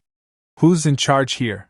Tell your magistrate to get out here and see me." As soon as he finished speaking, the atmosphere instantly shifted. Everyone's gaze shifted from the peppercorn chicken onto him. Those 3,000 gazes were cold, filled with undisguised killing intent. A burly man at the front slowly turned his head. He had just taken a piece of steaming peppercorn chicken from Wang Jianxing and was about to enjoy it. He looked at Li San, then looked at the chicken in his hand, and frowned. "You, what did you just say?" he asked in a gruff voice. "I said, tell your magistrate to get out here." Li San didn't realize the danger yet, remaining arrogant and overbearing. "You've delayed my fortune. Can you afford the consequences?" The burly man fell silent. He carefully handed the peppercorn chicken to a companion behind him, whispering softly, "Hold this for me. Don't let it get cold." Then he suddenly looked up, his bloodshot eyes staring intently at Li San. The next second, he was like an enraged bull, charging forward with a roar. "Who the fuck dares touch my chicken?" Li San was stunned by the scene. He only saw a man as burly as a bear, roaring things he couldn't understand, charging at him empty-handed. That speed was inhumanly fast. The horse beneath him seemed to feel that terrifying aura, letting out a terrified neigh, rearing up on its hind legs, throwing Li San straight to the ground. Li San fell in a daze. Before he could even get up, he felt a massive shadow loom over him. He looked up, and met those bloodshot eyes, filled with violence and killing intent. "What do you want?" Li San was scared out of his wits. His crotch suddenly felt warm, and a pungent smell instantly spread. "I am the lieutenant of Qingzhou County. My uncle is Lord Zhang Qingzhi." The burly man ignored his screams. He simply reached out a hand like a fan, like grabbing a chick, and gripped Li San's neck, lifting him off the ground. Li San's feet left the ground, struggling desperately, his face turning liver-colored from lack of oxygen. The 50 county soldiers behind him were also stunned by this sudden turn of events. They were elites, but what kind of monsters were they facing? Those 3,000 people stopped receiving their food, turning around one by one, with the look of someone seeing a dead man, staring at them coldly. That gaze was more piercing than a winter wind. The 50 county soldiers felt like they were sheep, surrounded by 3,000 hungry wolves, lacking even the courage to draw their blades. "Stop!" Just then, an old but powerful voice rang out. Wang Jianxing, leaning on a cane, walked slowly out from the crowd. He first glanced at Li San, who was held aloft, and was on the verge of suffocating, then swept his gaze over the terrified soldiers. Seeing Wang Jianxing, the fury in the burly man's eyes dimmed slightly, but the grip on his hand didn't loosen at all. "This dog of a man interrupted us from eating the Lord's divine food," he said in a gruff voice. The reason was too compelling to refute. "I know." Wang Jianxing nodded, then turned to the group of soldiers, and asked calmly, "Who are you? What brings you to my Shuofang County?" A soldier who seemed to be the leader, trembling, he jumped off the horse, cupped his hands toward Wang Jianxing. His voice was shaking. "Elder, we are the county soldiers of Qingzhou County, following the orders of our county lieutenant, coming to visit Lord Lin Yuan." "Visit?" Wang Jianxing sneered. "Is this how you visit someone? Coming here and speaking arrogantly, disturbing the people of my county, and wanting our county magistrate to get out and see you." His voice wasn't loud, but every word was like a hammer, striking the hearts of those soldiers. "We wouldn't dare. It was our county lieutenant. He drank too much. Talking nonsense. Please forgive us, elder. Please, this brave warrior, show mercy, spare his life." The soldier was almost in tears. "If I'd known Shuofang County was such a dragon's den, I wouldn't have come even if I were beaten to death." Wang Jianxing didn't answer immediately. He turned his head, looking toward the county office. "I had been alerted by the noise outside long ago, hiding behind the door, peeking out with half my head. When I saw that strong man with one hand lift up a whole living person, I was so shocked my eyes almost popped out. Is this the power after eating Sichuan pepper chicken? This is just too ridiculous." I saw Wang Jianxing looking at me. That look was clearly asking for instructions. My heart skipped a beat. Asking me? How should I know what to do? Killing them would be like completely breaking ties with Qingzhou County. Qingzhou County is much harder to deal with than Black Wind Fortress. After all, It's a proper imperial county town, with official soldiers. Let them go. Just letting them go like that would be too frustrating, and it would make Shuofang County look easy to bully. Wouldn't everyone want to come and trample us in the future? My mind raced. I've got it. I made a gesture to Wang Jianxing that he thought was very clear. First, I extended my finger, pointed at the soldiers and their horses, then made a "bring it here" motion. Then, I pointed at Li San, who was being choked, and waved my hand vigorously, making a shoo motion. My meaning was clear. Leave their money and horses behind, as compensation for mental distress. Then drive them as far away as possible. This was wisdom I learned in my past life dealing with thugs. The wisdom of spending money to avert disaster, but also letting the other party know you're not to be messed with. Wang Jianxing looked at my gesture. He was stunned at first. Then, he shuddered. His eyes were instantly filled with immense admiration and awe. He had a realization again. What an ingenious method, my lord. What a broad-minded spirit. I pointed at the soldiers and horses, meaning to seize their troops, and take their horses. This is weakening the enemy's strength, and strengthening our own. And then, I pointed at the culprit, Li San, and waved my hand, meaning to let him go. Why let him go? This isn't mercy. This is a deep scheme. This is a tactic. My lord is casting a long line, to catch a big fish. Wang Jianxing instantly imagined an entire sequence of subsequent events. This Li San is the nephew of the Qingzhou County Magistrate. He will surely exaggerate the story when he reports back. That Zhang Qingzhi, greedy and foolish, will inevitably be enraged, and commit all the county's forces to attack us, and my lord is just waiting for him to come. Shuofang County is remote, easy to defend and hard to attack. We will wait for them to exhaust themselves, relying on the strong defenses and the supreme power of the Qianjin camp. We can surely annihilate the main force of Qingzhou County in one blow. By then, Qingzhou County will be leaderless. The county town will be empty. We can then take advantage of the situation and seize it. This is simply an unpredictable, divine strategy. Subduing the enemy without fighting is only the basic level of military strategy. But like my lord, deliberately showing weakness to the enemy, luring the enemy to come out in full force, gather them and annihilate them, thus at the lowest cost, achieving the greatest victory.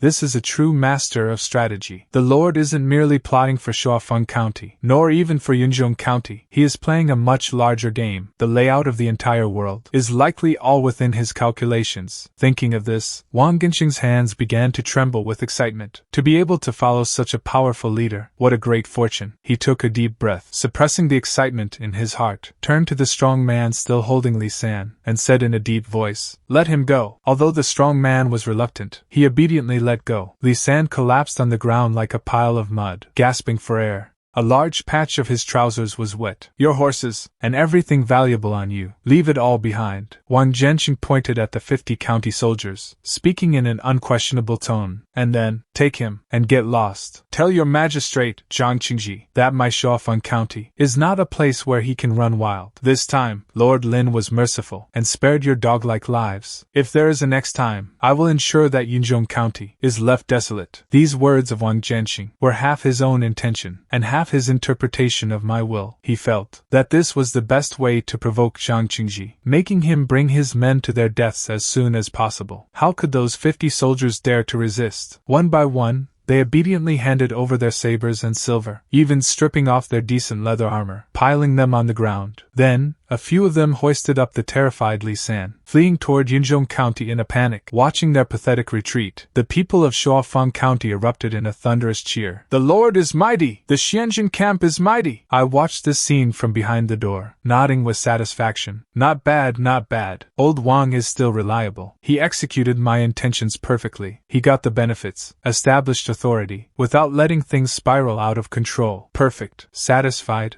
I turned and returned to the county office, preparing to see how much loot had been captured this time. I had no idea that Wang Jianxing had already invited all the troops of Qingzhou County to visit Shuofang County. Meanwhile, the Qianjin camp soldiers who were just cheering had now understood Wang Jianxing's implication. They were all rubbing their hands in anticipation, and instead of fear for the coming war, their eyes were filled with anticipation and excitement. Great! Another battle to fight! Fighting the Black Wind Fortress last time wasn't enough. This time we're fighting government troops. If we win, will we be able to eat something better than the Sichuan pepper chicken? Definitely. For sure. Following the Lord, we'll have meat every meal. Qianjin! Meat every meal. Qianjin, battles every day. Qianjin, this life, Xianjin, even an immortal wouldn't trade it. The entire Shuofang County was filled with a strange, bellicose atmosphere. I was the only one, still immersed in the dream of peaceful development and making a quiet fortune. The visit from Qingzhou County was, to me, just a small interlude. Taking 50 horses and a bunch of miscellaneous weapons and silver coins, and chasing away a swarm of flies. That was the end of it. I didn't take Wang Genxing's threat of leaving nothing alive to heart at all. I just saw it as a superficial threat, in my view. As long as that Qingzhou magistrate was sane, after witnessing the simple customs of Shuofang County, he would likely choose to let the matter drop. Therefore, I continued my leisurely life as a caretaker, watching the bustling construction sites every day, handing out burgers and cola on schedule, and giving out Sichuan pepper chicken every 10 days, then returning to the office to lie down, studying how to exchange the captured gold and silver for more practical things. However, what I didn't know was that the death squad under my command, without my knowledge at all, had begun a frantic self-evolution. Wang Genxing, this old village chief who had been completely brainwashed by my dominant aura, had now become the chief instructor and political commissar of the Xianjin camp. He took those 3,000 plus people and divided them more meticulously. First was the personnel composition. The original 3,000 refugees were the absolute core of the Xianjin camp, with the highest loyalty and the best physical condition, known as the founding members. Later, the 100 plus bandits captured from Black Wind Fortress, after ideological remodeling, which actually just meant starving them for 3 days, and then giving them burgers and coke, were now all crying and begging to die for Lord Lin. They were organized as associate members, and recently, news that in Shuofang County, one could eat their fill every meal, and even have meat, spread like wildfire. Refugees from the surrounding areas who couldn't survive brought their families and flocked here for refuge. For these people, Wang Genxing established a strict political screening process. Newcomers could not immediately join the Xianjin camp, nor could they immediately eat burgers. They could only drink thin porridge first, and do the most basic chores, such as cleaning trash and building irrigation channels. This stage was called the observation period. Only those who performed well during the observation period and showed sufficient admiration for Lord Lin's glorious deeds could be approved to enter the reserves. The reserves could eat burgers, but no coke. They had to complete higher intensity labor and attend daily ideological education classes by Wang Genxing, which essentially meant listening to Wang Genxing brag about how incredibly calculating I was and how benevolent and great. Only after passing all the reserve assessments could they finally swear their allegiance, become a member of the Xianjin camp, and enjoy the official treatment of burgers and coke. After this whole process, anyone who managed to stay was nothing but a die-hard loyalist, filled with gratitude and fanatical worship for me. I knew nothing of this. I only noticed that the county's population seemed to have increased lately, and the number of burgers to be distributed daily was increasing. I asked Wang Genxing, and Wang Genxing only said, "Your lordship's benevolence is far-reaching, and the refugees all come to submit. This is a sign of the royal way." I was completely bewildered, but looking at the system panel, the population under my rule was indeed skyrocketing. This relates to unlocking new menus in the future, so it's a good thing. So I didn't ask further, and tacitly approved Wang Genxing's recruitment. Besides personnel management, Wang Genxing also made major reforms to military training. He discovered that simply training strength blindly and hacking at each other was too inefficient. Indeed, based on the core theory of Burger Foundation, Cola Energy Recovery, and Spicy Chicken Frenzy, he developed a brand new cultivation method exclusive to the Xianjin camp. He divided the Xianjin camp into 3 parts. The first part was the heavy armored Amodao squad, composed of the tallest and strongest 1,000 founding members. Their daily training consisted of wearing crude armor, captured from Black Wind Fortress and then reinforced, wielding the heaviest weapons, mostly modified long-handled hammers and axes, practicing slashing and charging. Their food standard was the highest, getting 1 more burger per day than others. Wang Genxing believed they were the sharp edge of the Xianjin camp, and must be nourished with the most abundant blood and qi. The second part was the sharpshooter unit, composed of 500 soldiers, with keen eyes and steady arms. Their weapons were the bows and arrows left by Black Wind Fortress. Unfortunately, there weren't enough bows, and the quality was poor, so Wang Genxing took them into the mountains and had them practice throwing stones. The requirement was that they must accurately hit a moving rabbit within 50 paces. When they could throw stones as precisely as using a bow, only then were they considered qualified. To train their vision, Wang Genxing requested a special batch of rations an extra half bottle of Coke daily. He believed that this celestial brew known as Coke, drink it and you'll feel refreshed. It'll definitely be good for your eyesight. I heard this ridiculous request. I originally wanted to refuse, but looking at Wang Genxing's expression of, "I'm doing this all for you, my lord," and his fanatical look for your grand ambition, I somehow ended up agreeing. Part 3, the one with the most people, is the Qianzhi assault camp. The remaining people, including the assistants and newly joined official members, are all in this camp.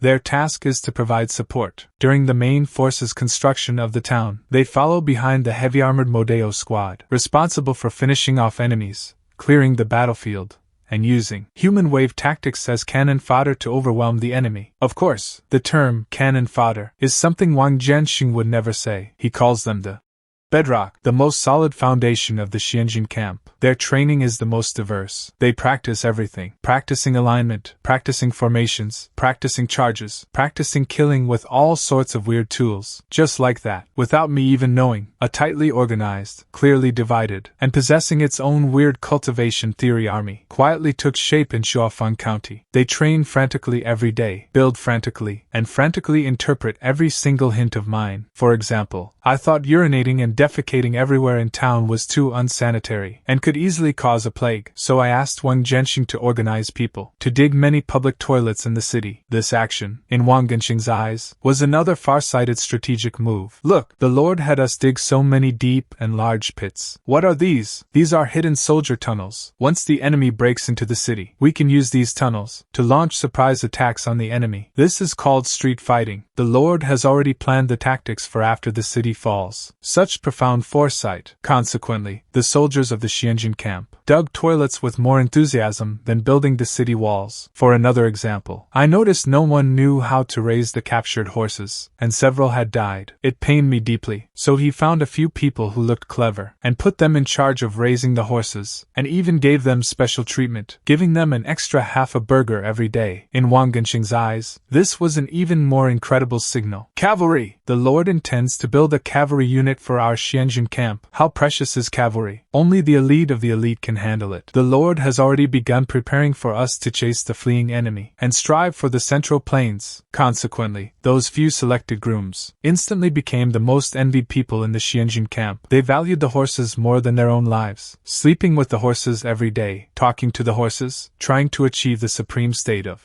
man and horse as one. Watching all this, I just felt the world was becoming more and more surreal. I felt like a hands-off boss, having to do nothing, while my employees spontaneously exceeded their KPIs by several times. This fully automated management mode made even a black-hearted capitalist like me feel a sliver of fear. They won't actually one day tie me to the dragon throne, will they? I shuddered, and quickly stuffed another big bite of burger into my mouth to calm down. Whatever, I'll stop thinking about it. With Tianjing here, there's someone tall covering for me. As long as there are enough burgers, they probably won't do anything to me, right? I've been feeling a bit restless lately. The training of the Qianzhi camp and the construction of the town, under Wang Genxing's automated headcanon management method, were progressing in an orderly fashion, and even exceeded my expectations. Every day, besides distributing food at scheduled times and places, I basically had nothing to do. This kind of eat and sleep, sleep and eat, occasionally inspect the work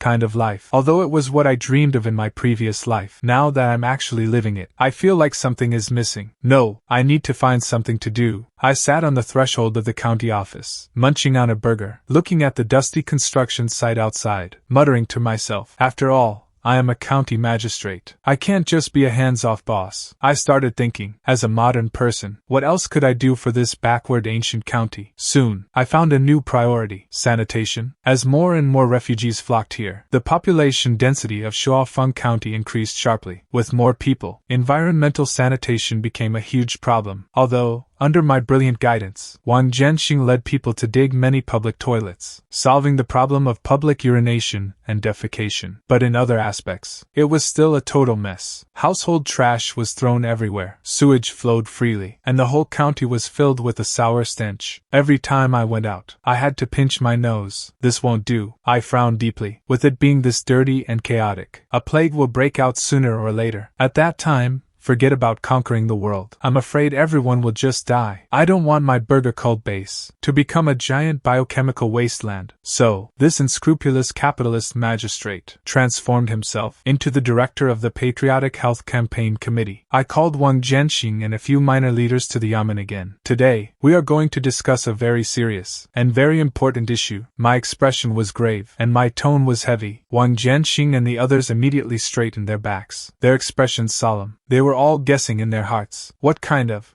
earth-shaking strategic deployment the magistrate would announce. Was he going to attack Qingzhao County? Or perhaps send troops north to fight the barbarians? This issue concerns the survival of every single one of us, and the future of our Shuofang County. I continued to build the atmosphere. Everyone's heart was in their throat. Then I slammed the table and shouted with all my might, "We must, immediately, right now, throughout the entire county, launch a grand and vigorous cleanup campaign." Wang Jianxing and the other leaders were all stunned. A cleanup? They looked at each other, the expressions on their faces full of bewilderment and confusion. After all that, the matter of life and death you mentioned, my lord, is just sweeping the floor? My lord, are you saying we should clean up? Wang Jianxing asked cautiously to confirm. He thought there might be something wrong with his ears. Yes, exactly, cleaning up, I said decisively. Starting today, I shall promulgate the Shuofang County sanitation regulations. I took out a propaganda poster I had stayed up all night drawing. On it, there was a simple drawing of a cross, crossing out a little figure littering. Littering is strictly prohibited. All household waste must be disposed of in designated trash bins. Second, dumping sewage anywhere is strictly prohibited. In front of every household, a drainage ditch must be dug to guide the sewage into the river outside the city. Third, an environmental inspection team will be established, patrolling the city daily. Anyone found violating the sanitation regulations the first time will be punished by sweeping the streets for 1 day. The second time will be punished by cleaning toilets for 3 days. The third time, food rations will be had for a month. After announcing the regulations, I felt incredibly cool. With this combination of measures, I didn't believe I couldn't fix the poor hygiene habits of these ancient people. However, my passionate speech was met with dead silence. Wang Jianxing and the others all looked at me with eyes that asked, "Has the magistrate taken the wrong medicine?" After a long while, one leader couldn't help but ask, "My lord, this cleanup, what does it have to do with our survival?" Yeah, they all had miserable lives, having grown up rolling in the mud. Why would they care if there was trash on the ground? With that kind of time, they'd rather practice their killing skills. Moving a few more stones to fix the city wall wouldn't be more practical? I knew they wouldn't understand. I sighed, and decided to explain it in a way they could grasp. "Foolish!" I shouted sternly. "Do you think that this official ordered a general cleaning simply for the sake of cleanliness?" Everyone perked up. Here it comes, the part where the Lord explains his profound meaning. Here it comes again. You only see the trash on the ground, but you fail to see the killing intent hidden behind it. My gaze deepened, my voice dropped low, filled with an air of mystery. Killing intent? Wang Jianxing and the others felt a chill. Exactly, I continued to bullshit. Think about it. Our Shuofang County, how important a place is it now? It is the foundation of this official's power. Our enemies, such as Qingzhou County, or the barbarians of the north, wouldn't they send spies, send assassins, to infiltrate our city? They definitely would, everyone answered in unison. Then, what are spies and assassins best at? Disguise, hiding. Well said. I slapped my thigh. Now think further. If our county town were full of trash piles and filled with stinking gutters, wouldn't that provide those spies with the perfect hiding spots? If he lies in a trash pile, who would notice? If he crawls into a sewer, who would find him? Wang Jianxing and the others were shaken, suddenly realizing the truth. Conversely, if we clean the town thoroughly, until it's spotless, then any stranger, any suspicious trace, wouldn't it be obvious at a glance, with nowhere to hide?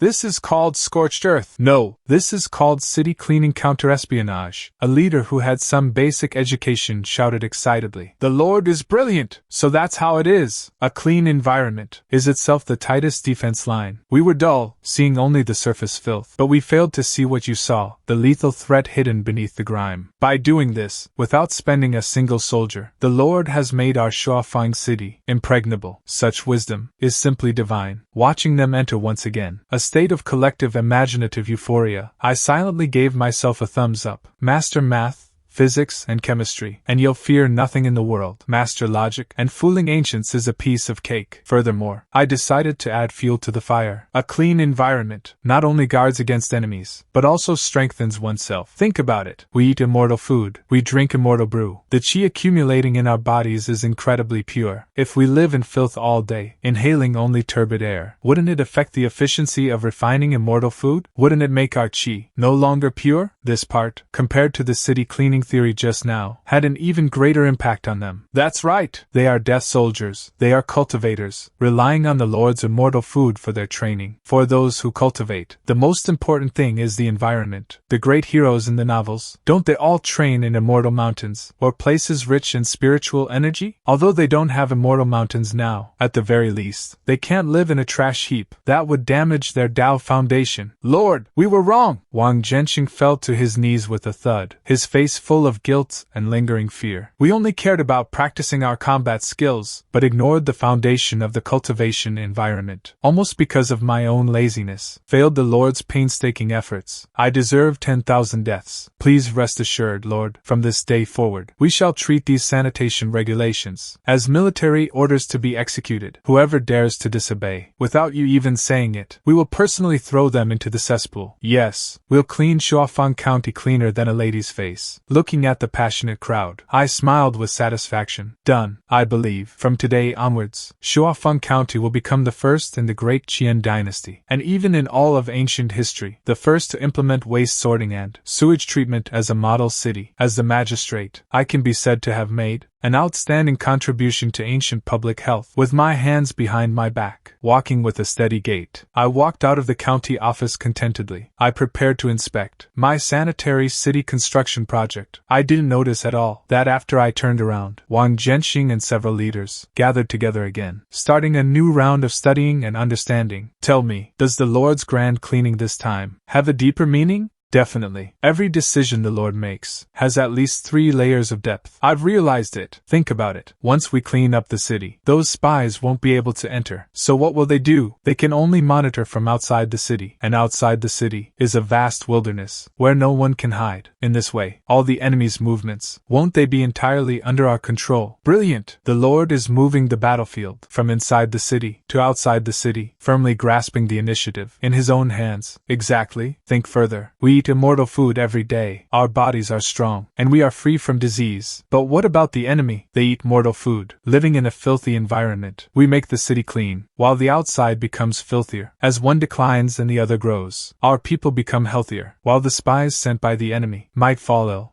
before they even begin their operation. This is called winning without fighting. Hiss. Terrifyingly brilliant. The Lord even calculated the enemy's health status. This game of chess is played on too grand a scale. The group of them, looking at my slightly slender back, the awe in their eyes was beyond words. A seemingly ordinary blue cloth carriage, pulled by 2 strong horses, traveled on the official road to Shuofang County. The official road had been neglected for years, full of potholes. The carriage jolted violently. Inside the carriage, a woman dressed in light purple tight-fitting clothes, with a light veil covering her face, was resting with her eyes closed. Although she was sitting, her posture was as straight as a pine. Even in the jolting carriage, she remained as steady as a rock. She was the only sister of the current Empress of Great Qian, Li Fengyi, Princess Anne, Li Qingzhao. However, her current identity was the second daughter of a wealthy merchant in Jiangnan, who loved traveling and sightseeing. Beside her sat a burly man, with a cold, stern face. He appeared to be the head of the guards, but was actually the Imperial Guard commander accompanying her. Chen Qingzhi, Your Highness, in another 30 li, we will reach the borders of Shuofang County, Chen Qingzhi said in a deep voice. Li Qingzhao slowly opened her eyes. Those eyes hidden behind the veil were as cold as the moon, yet as sharp as a knife. What is the situation? Her voice, clear and pleasant, yet carried an innate majesty. Reporting, Your Highness, the closer we get to Shuofang, the stranger the situation becomes. Chen Qingzhi frowned deeply. We encountered several groups of refugees along the way, but they weren't fleeing south. Instead, they were heading north with their families, towards Shuofang County. Li Qingzhao became interested. Why are they going to Shuofang? I sent men to investigate, they said. They heard the new magistrate of Shuofang is a living bodhisattva. Not only does he take in refugees, but he also provides plenty of food. Every meal consists of white flour buns with meat. At this point, Qingzhi felt it was somewhat absurd himself. White flour buns with meat, plenty of food every meal, in a year of famine, let alone in a remote county. Even wealthy families in the capital wouldn't dare be so extravagant. A living bodhisattva, white flour and meat. A cold, mocking smile played on Li Qingzhao's lips. It seems, this me is very good at winning people over. Your Highness, everything about this is strange. How can a poor county afford to support more and more refugees? And those 3,000 demon god death soldiers, where did they come from? I worry that, behind this me, there may be forces supporting him that we know nothing about, or perhaps spies from the northern barbarians, using this method to gather soldiers for them, intending to coordinate from inside and outside. Qingzhi voiced his concerns. This was also the view of most people in the imperial court. Li Qingzhao said nothing. She lifted the carriage curtain and looked out the window. The further north they went, the more desolate the landscape became. The fields were parched and cracked. Villages were nearly deserted. The few villagers occasionally seen were all gaunt and sallow, their eyes numb. This was the current state of Great Qian. In such a hell, a paradise where one could be fed suddenly appears. No wonder those refugees flock there like moths to a flame. Whether he is man or ghost, loyal or treacherous, we will go and see for ourselves, and then we'll know. Li Qingzhao lowered the curtain, her voice returning to a calm tone. Pass the order. After entering the city, no one is to reveal their identity. Everything will be according to my command. Chen Qingzhi, take a few men and pose as ordinary guards. The rest will camp 10 li outside the city. Without my order, do not approach the county town. As you command. The carriage continued forward. Soon, the silhouette of a city appeared on the horizon. That was Shuofang County. The closer they got, the more shocked Li Qingzhao and Chen Qingzhi became. What did they see? They saw that outside the dilapidated county town, thousands of raggedly dressed, but spirited laborers were vigorously carrying out construction. Some were raising and thickening the walls. The height and thickness of those walls were almost reaching the standards of some prefectural capitals. Some were digging trenches outside the city. Looking at the width and depth, it was clearly the prototype of a moat. Further away, people were leveling the land, building roads. Thousands of people worked simultaneously across the site. Yet it didn't seem chaotic at all. On the contrary, it was well organized, filled with astonishing vitality. How could this be a small border county that had just suffered from drought and bandits? This was clearly a rising military fortress. This. Chen Qingzhi watched, dumbfounded. How much money and grain would it take to support such a massive project? And these people, they didn't look at all like starving refugees. Li Qingzhao's gaze also became incredibly grave. She saw the physique of those laborers. Although dressed in rags, each one was robust and muscular, with a healthy glow on their faces. They carried boulders weighing hundreds of pounds, as if it were nothing, moving as fast as flight. With such a physique, even the imperial guards in the capital, few could match. Demon God's Death Squad. These 4 words surfaced in her mind again. It seems the secret letter wasn't an exaggeration, but was actually holding back. Just as they approached the city gate, something even stranger happened. Meal time! Following a long shout, thousands of people at the construction site immediately put down their tools. Then, with near military efficiency, they quickly lined up in the open area before the gate. Then, wheelbarrows were pushed out from the city, piled high with items wrapped in paper, and bottles filled with a black liquid. A rich aroma of meat, mixed with the scent of bread, instantly wafted through the air. Li Qingzhao and Chen Qingzhi couldn't help but sniff the air. Smells so good. They saw the laborers, each receiving a paper wrap and a bottle of black water, then sitting down where they were, and beginning to devour the food. Li Qingzhao's gaze was fixed on a burly man not far from her. She saw the man finish a paper wrap in a few bites, then run to get a second, and a third.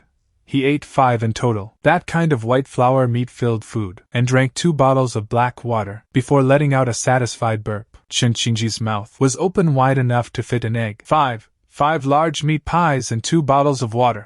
He stammered. Princess, even the biggest glutton in the army couldn't eat this much in one sitting, and they are actually provided in unlimited quantities. He could no longer comprehend what he was seeing. This was no longer a matter of money or grain. It simply defied all logic. Li Qingzhao's heart sank. She had read extensively since childhood, yet she had never heard of any kind of food that could allow an ordinary person to have such a terrifying appetite and physique. This Lin Yuan and the food he possesses, where on earth do they come from? Let's enter the city. She suppressed her shock and spoke in a low voice. The carriage slowly approached the city gate. The guards stopped them. These soldiers were also burly with sharp eyes, wearing simple leather armor, but their fearless aura made Qingzhi the Imperial Guard commander, feel a hint of pressure. "Who are you? Where are you from and where are you going?" a soldier asked expressionlessly. "Officer, we are a merchant caravan from the south, wishing to enter the city to rest and buy some goods." "Driver," an Imperial Guard veteran quickly smiled and handed over a small piece of silver. The soldier didn't even look at the silver and simply said coldly, "You may enter, but you must follow the rules of Shuofang County." As he spoke, he pointed to a notice posted on the wall. "These are the Shuofang County sanitation regulations I issued. Littering is punished by sweeping the streets. Spitting is punished by cleaning toilets. All activities after entering the city must be reported to the grid manager. Otherwise, you bear the consequences." The soldier read aloud,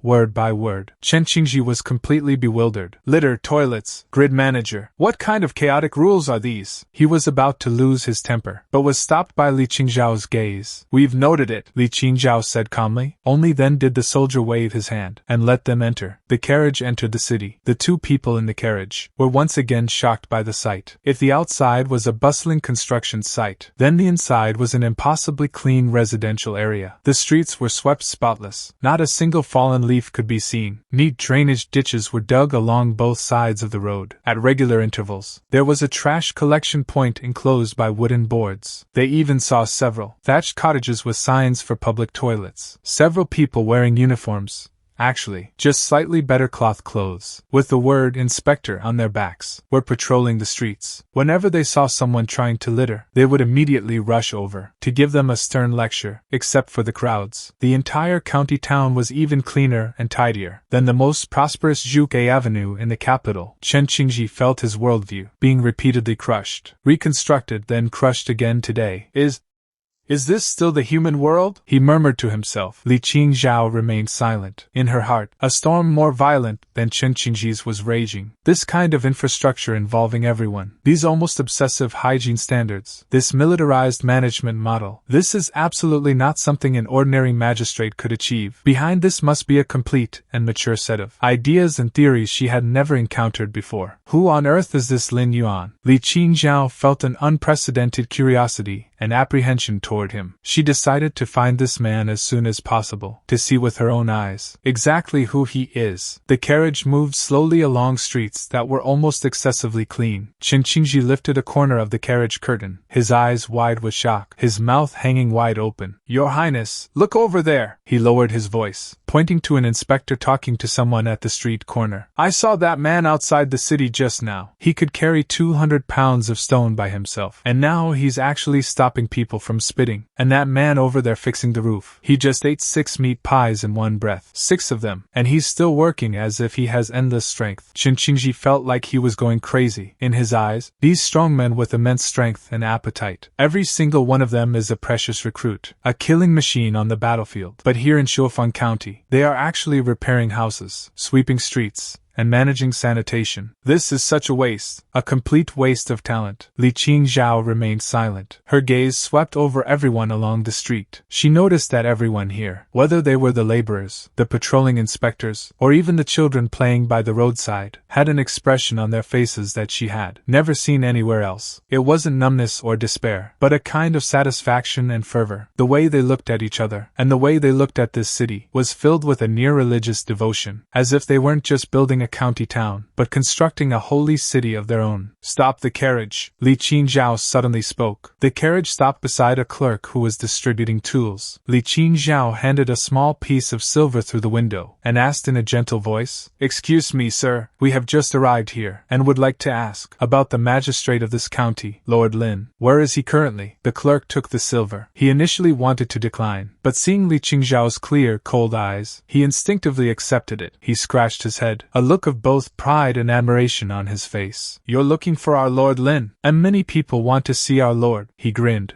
revealing a row of white teeth. "But our Lord is like a divine dragon, elusive and mysterious. He's not someone just anyone can see." "Is Lord Lin's official business that demanding?" Li Qingzhao asked calmly. "Of course it is." The clerk puffed out his chest, as if he had endless things to say. "Our Lord is a living bodhisattva descended to earth. You've never seen it. Over a month ago, before all this, we were all just refugees starving to death. It was the Lord who took us in, and gave us food. Did you smell that aroma? They're called hamburgers, buns made of white flour, with a huge piece of meat inside. side. And then there's that black elixir, called cola. One sip and you're full of energy. He gestured exaggeratedly to show the size of the burger. Speaking so vividly he almost started drooling. Qingzhi frowned as he listened, thinking to himself, this rhetoric again. It seems his brainwashing skills are indeed top-notch. Qingzhao, however, heard something different. She asked, Sir, do you eat these hamburgers every day? Of course. 3 meals a day. Plenty for everyone. As long as you work for the Lord, you can eat your fill. The clerk spoke as if it were the most natural thing. Our Lord said that if you work, you must be well fed. This is called,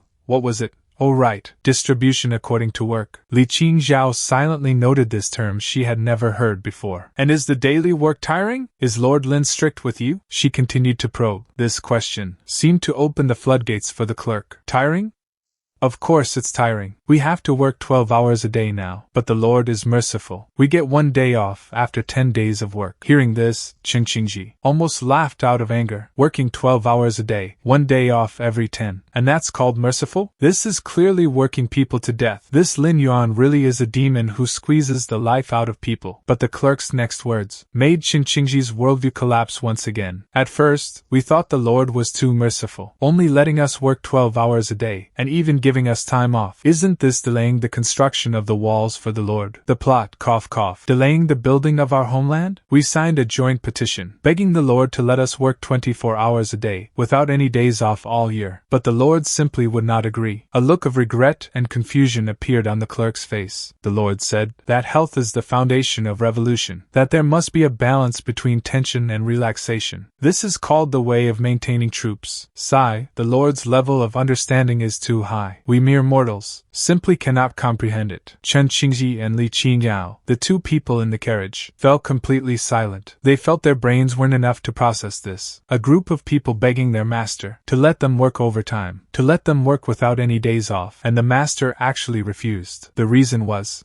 the way of maintaining troops. What kind of people are these? And what kind of person is this Lin Yuan? Do you know where Lord Lin is now? We have important business to discuss with him. Qingzhao took a deep breath and forced the conversation back on track. Oh, at this hour, the Lord should be at the county office. The clerk pointed to the end of the street. Just follow this road straight, until you see the largest and most grand courtyard. That's the county office. But let me warn you, although our Lord is merciful, he hates glib and slippery merchants the most. Be careful with what you say. Thanks for the warning, brother. The carriage started moving again, heading towards the county office. Qingzhi's expression was extremely solemn. He said to Qingzhao, Your Highness, the situation is more complex than we imagined. This Lin Yuan uses both favor and fear. His methods are incredibly sophisticated. He used food to control these refugees, and brainwashed them with an unheard of theory, making them willingly risk their lives for him. In my humble opinion, this man is far from kind. His ambition is likely far beyond our imagination. Qingzhao did not answer. Her heart was equally turbulent. Living Bodhisattva, great demon king, merciful, harsh, this Lin Yuan, in her mind, had become a mystery composed of countless contradictions. A puzzle. The closer she got to him, the larger the mystery became, leaving her feeling more uneasy and curious. Soon they reached the end of the street. The so-called largest and most grand county office appeared before their eyes. It was a dilapidated courtyard that looked like it could collapse at any moment. Shack. The walls were made of rammed earth, with several large holes in them. The main gate was newly built, but the panels were of varying thickness, clearly cobbled together temporarily. There wasn't even a plaque on the gate, only the words, Shuofang County Office, written crookedly in ink. The entire county office looked even more shabby than the courtyards of the wealthy farmers they passed. Qingzhi was stunned. Qingzhao was also stunned. This is the residence of the elusive Lord Lin?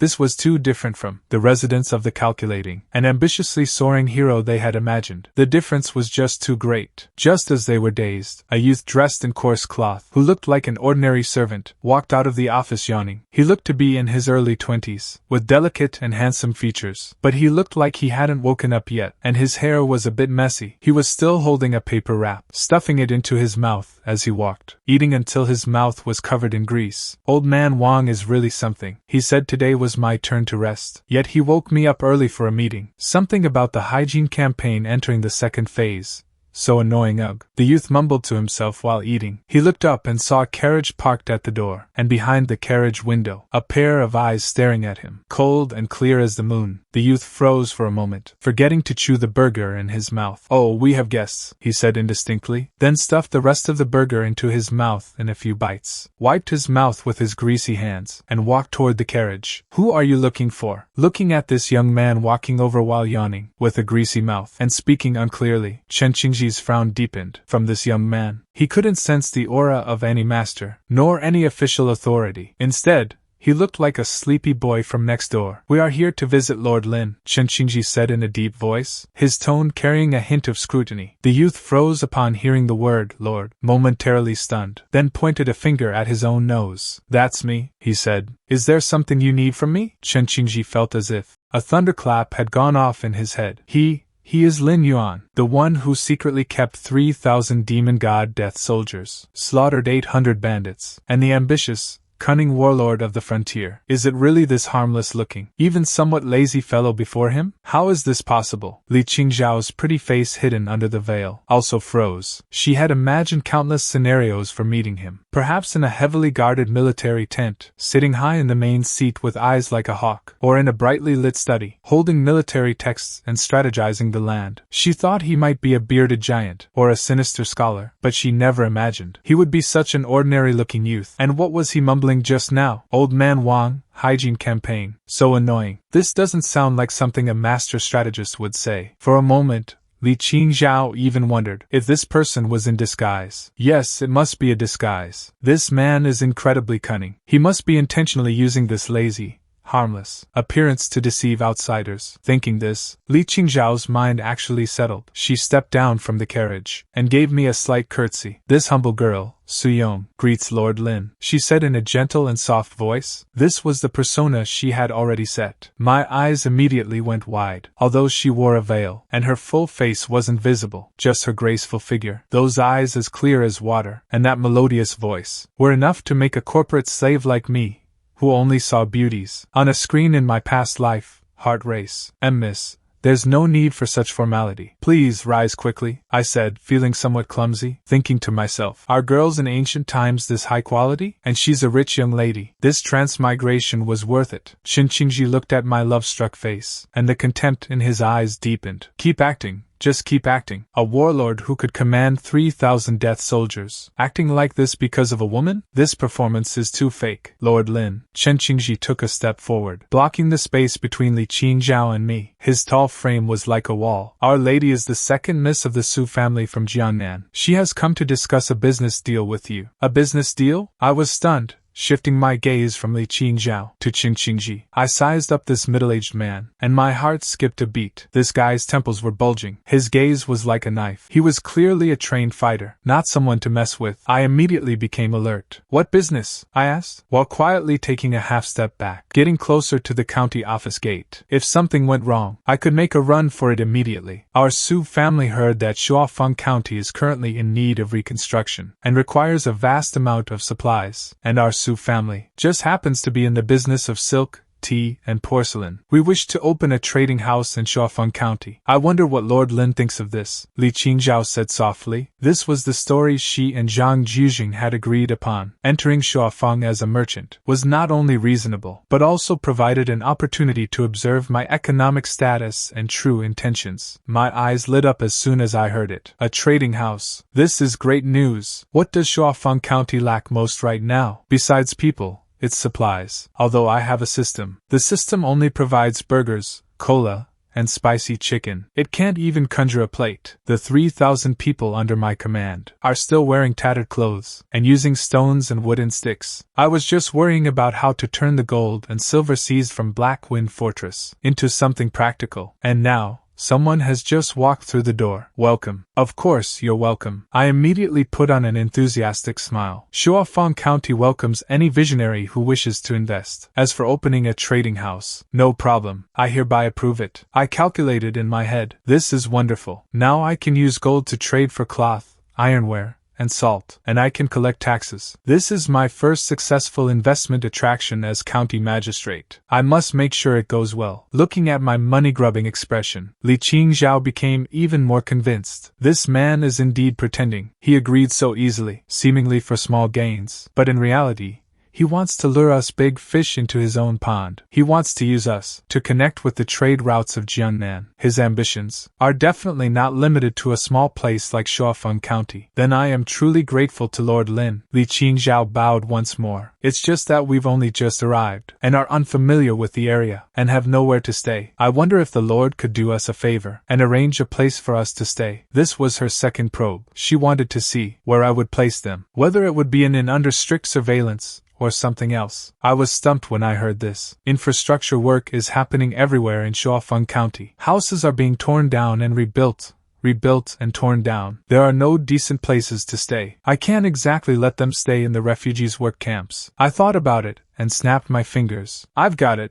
This is easy. I pointed to the county office behind me. Although this office is a bit dilapidated, there are a few empty rooms in the backyard. They are reasonably clean. If you don't mind, you can stay here for now. That way, if you need anything, you can find me at any time. My thinking was simple. These are my first investors. They are gods of wealth. I must treat them well. Staying at the office is safe and convenient, and it shows my sincerity. However, these words, in the ears of Li Qingzhao and Qingzhi, took on a different meaning. Staying at the county office, living under the same roof as the magistrate. Qingzhi's first reaction was, danger. This is a Hongmen banquet. He wants to keep Her Highness the Princess under his watchful eye. But Li Qingzhao's thoughts went even deeper. Looking at my sincere gaze, she sneered inwardly. What a clever move to lure the prey into the trap. He wants to keep me as close as possible, to observe me day and night, and probe my background? Or does he have absolute confidence in himself, believing that even if I live by his side, I won't find any flaws? Or perhaps he has already seen through my identity, and this is a show of force. In an instant, countless possibilities flashed through Li Qingzhao's mind. She found that she couldn't see through this young man at all. Behind every one of his seemingly normal actions, there seemed to be hidden layers of deep meaning. Dealing with him was like playing a game against a master chess player. You never know where his next move will land. What's wrong? Do you think this place is too dilapidated? Seeing them silent for a long time, I scratched my head. It really is a bit shabby. How about I have old man One clear out a better civilian house for you? I don't mind. Li Qingzhao immediately snapped back and said quickly, being taken in by the Lord. Is this humble girl's honor? Then we shall trouble you, Lord. She decided to play along with his plan. You want to keep me by your side, don't you? Then I shall grant your wish. I want to see just how many masks you, the great demon king, actually have. Alright then, follow me. As I spoke, I turned to lead the way, calling out warmly as I walked. Don't be formal. Make yourselves at home. Oh, right. Have you had breakfast? Would you like to try a burger? Let me tell you, this stuff is delicious. The patties are big and thick. Looking at my overly enthusiastic back, Qingzhi gripped the hilt of the sword at his waist, and whispered to Li Qingzhao, Your Highness, this man is too eerie. We should, since we're here, let's make the best of it. Li Qingzhao interrupted him, her voice calm, but her gaze sharper than ever. I will personally unmask his true identity. I settled Li Qingzhao and Qingzhi in the backyard of the county office. There were indeed a few empty rooms in the backyard, made of blue brick and tile. Compared to my own master bedroom that was about to collapse, the conditions were quite decent. You two can stay in these 2 rooms for now, though they're a bit simple. They're still clean, I said, pointing to 2 adjacent side rooms. The bedding and everything is new. I just had someone find them among the captured spoils a few days ago. As I spoke, I was calculating in my head. These are my big sponsors. I must treat them well. Once they've settled in, I'll go find old man Wang and have him pick a few nimble women to serve them. I also need to tell the kitchen to give them special treatment. No, wait. I don't even have a kitchen right now. Everyone is eating burgers. Thinking of this, I felt a bit embarrassed. I can't have my guests eating burgers every day like I do, although I think burgers are a heavenly delicacy. A wealthy young lady from Jiangnan certainly wouldn't be used to this.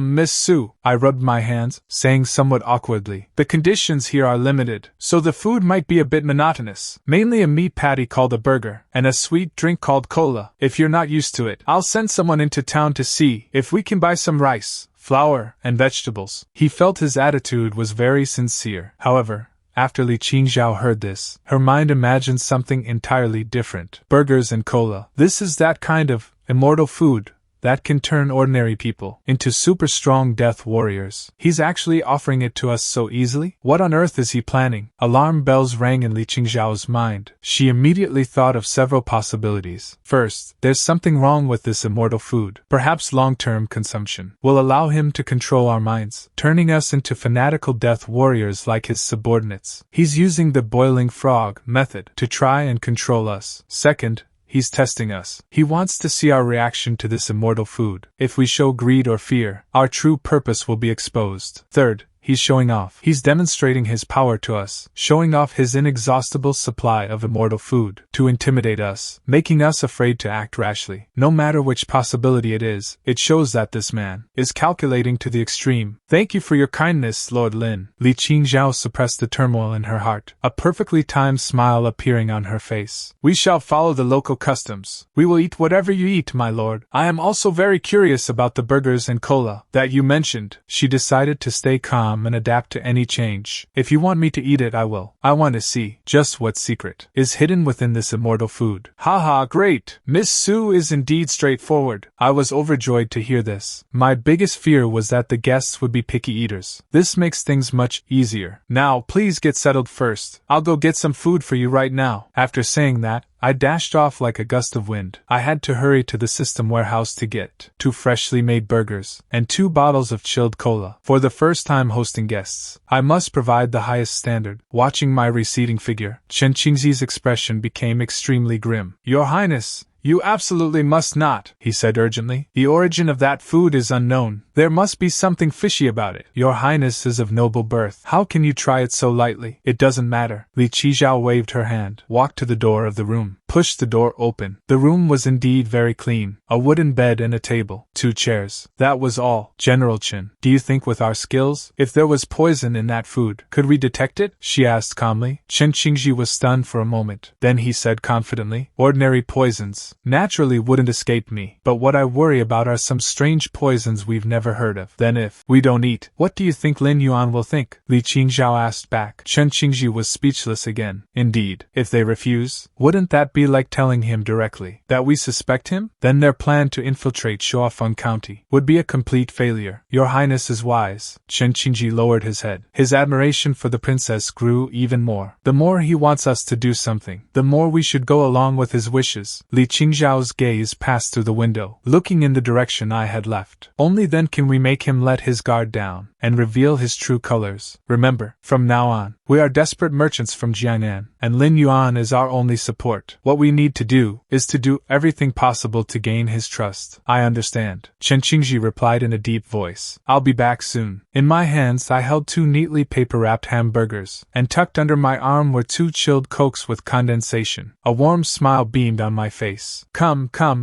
Miss Su, Brother Chen, try my exclusive secret recipe burgers, freshly made, still hot. I placed the burgers and cokes on the stone table in the yard, pushing them toward the 2 like showing off a treasure. Li Qingzhao looked at the paper wraps and black bottles, her heart filled with mixed emotions. This is the divine object that can change the world's balance. This is the secret that turned 3,000 refugees into demon soldiers. It looks quite ordinary. She reached out her slender hand and picked up a paper wrap. A warm sensation spread from her fingertips. Imitating me, she carefully opened the wrap. A rich aroma of meat and bread wafted toward her. Soft bread, a golden brown seared patty, melted yellow cheese, and a few slices of bright green pickles. Just looking at it made one's mouth water. Chen Qingzhi also picked up another. His expression was serious, as if he were inspecting a lethal weapon. He sniffed it and carefully examined the color of the patty. He found nothing unusual. Eat, don't be shy, I urged from the side, pulling another burger from my coat and taking a huge bite. I tell you, these things taste best when eaten hot. They aren't as good when cold. Li Qingzhao looked at my unguarded way of eating, took a deep breath, and made a decision. She took off her veil. I was chewing my burger, and caught this sight out of the corner of my eye. I froze instantly. The burger in my mouth. I forgot to swallow. What a face I saw. Brows like distant mountains, eyes like autumn waters, a delicate nose, cherry lips, and skin fairer than snow. It was a beauty of extreme coolness, a face so breathtaking it left one speechless. If the beauties I saw on screens in my past life were man-made diamonds, then the Li Qingzhao before me was an uncarved, peerless jade from the peak of a snowy mountain. I felt my heart skip a beat. No, it skipped several beats. Li Qingzhao didn't mind my dazed gaze. She simply, elegantly, with a tiny movement, took a bite of the burger. The softness of the bread, the savory saltiness of the patty, the creaminess of the cheese, the sweet and sour of the sauce. Countless flavors she had never experienced. A taste that yet blended perfectly together, exploded instantly on the tip of her tongue. Her cool phoenix eyes suddenly widened. Delicious. This was the only thought in her mind. More than in the imperial kitchen, the delicacies crafted with great effort by top chefs of the land and sea. It tasted even better. It was a simple and pure, yet irresistible delicacy. She tentatively unscrewed the bottle of black celestial brew. With a soft hiss, a puff of white mist rose from the mouth. Following my example, she took a small sip. That bubbly, icy, sweet liquid glided down her throat. An unprecedented, wonderful sensation of stimulation rushed from her esophagus straight down, making her let out a small, cute burp. A flush instantly rose to her cheeks. She felt a warm current rising from her stomach, quickly spreading throughout her body, making her body, weary from the long journey, instantly fill with strength. She was completely shocked. She finally understood why those refugees were so fanatical about this food now. This thing was not only exquisitely delicious, but it could truly restore physical strength instantly. This was simply not food of the mortal realm. Qingzhi also took a large bite of the burger. A crack appeared in his eternally frozen iceberg face. As a military general, his perception of the food's energy was sharper than Li Qingzhao's. He could clearly feel streams of pure and massive heat flowing from his stomach, surging into every limb and bone, replenishing his depleted vitality. This efficiency of replenishment was 10 times faster than the most expensive medicinal meals he had ever eaten. He could no longer restrain himself, finishing a burger in a few bites. Then he picked up the cola and gulped down half the bottle. A loud burp escaped from the mouth of the Imperial Guard commander, uncontrollably. The courtyard fell into an eerie silence. I stared blankly at these two, thinking to myself, this beauty is just too gorgeous. Did she just burp? Even her burping is so cute. And this iceberg face. Why is he eating like a starving ghost? Slow down. No one is fighting you for it. I was completely unaware that the 2 burgers and a bottle of cola I casually brought out had already stirred up such a tempest in the hearts of my 2 guests. I was even less aware that the way Li Qingzhao looked at me now had completely changed. In those eyes, there was no longer simple probing and vigilance, but rather a deep, irresolvable fear. This man can casually produce such divine objects. What kind of existence is he? 3 people ate the meal with different thoughts. I was purely happy. Watching a beauty eat improved my own appetite quite a bit. I polished off another burger, while Li Qingzhao and Qingzhi spent the most contradictory meal of their lives, in extreme shock and deliciousness. While they enjoyed the unprecedented taste impact and energy replenishment from the burgers and cola, they were frantically analyzing the terrifying truth behind it all. After finishing the meal, I let out a satisfied burp. Looking at the empty wrappers and bottle on the table, I asked enthusiastically, Miss Su, Brother Chen, how was the taste? Was it to your liking? Do you want another one? No need. Thank you, Lord Lin. We are already full. Li Qingzhao waved her hand hurriedly. She felt her whole body filled with strength. Even having an urge to go for a few laps, she didn't dare eat anymore. She feared she would be like those laborers, losing control due to excessive energy. Qingzhi also shook his head. He was silently circulating his inner energy, attempting to refine that massive and pure energy in his body. The more he refined it, the more horrified he became. This energy was mild and pure, with no side effects at all. It was practically a divine medicine tailored for martial artists. If the Imperial Guards in the capital could eat this every day, he didn't dare imagine further what a terrifying army that would be. All right then, you've just arrived and must be tired. Get some good rest first. I stood up, preparing to inspect my territory. You can wander around the courtyard as you like, but don't leave the county office. It's a bit chaotic outside with construction everywhere. I'm afraid you might get hurt. I'm just giving you a friendly warning. But to Li Qingzhao, this sounded like another hint. Not letting us leave the county office. Is it because he's afraid we'll see something we shouldn't? Like the secret training of those 3,000 death soldiers. She sneered inwardly, but responded obediently. All right, we understand. Thank you for your concern, Your Excellency. After I left, Qingzhi immediately lowered his voice, speaking with an extremely serious expression. Your Highness, this food is terrifying. I can say for certain that if an ordinary soldier eats this for a month straight, his physique and strength would match the most elite centurions in the army. 1 month. Li Qingzhao murmured. The people of Shuofang County have been eating it for over a month. No wonder they could easily wipe out Black Wind Fortress. General Chen, do you still think the secret reports from the guards were exaggerated? Li Qingzhao asked. Shen Qingzhi fell silent. He remembered the phrase. Demon God Death Soldiers. Now it seemed that term was not an exaggeration at all. Your Highness, we must find the source of this food as soon as possible. Chen Qingzi's eyes became sharp. If we can control the source, then for our Great Qian, it would be a tremendous blessing. But if we can't, then this Lin Yuan will be the greatest threat to Great Qian, a threat even greater than the northern barbarians. I know. Li Qingzhou's gaze was equally solemn. That's why we must not act rashly until we uncover his hidden cards. He is our benefactor.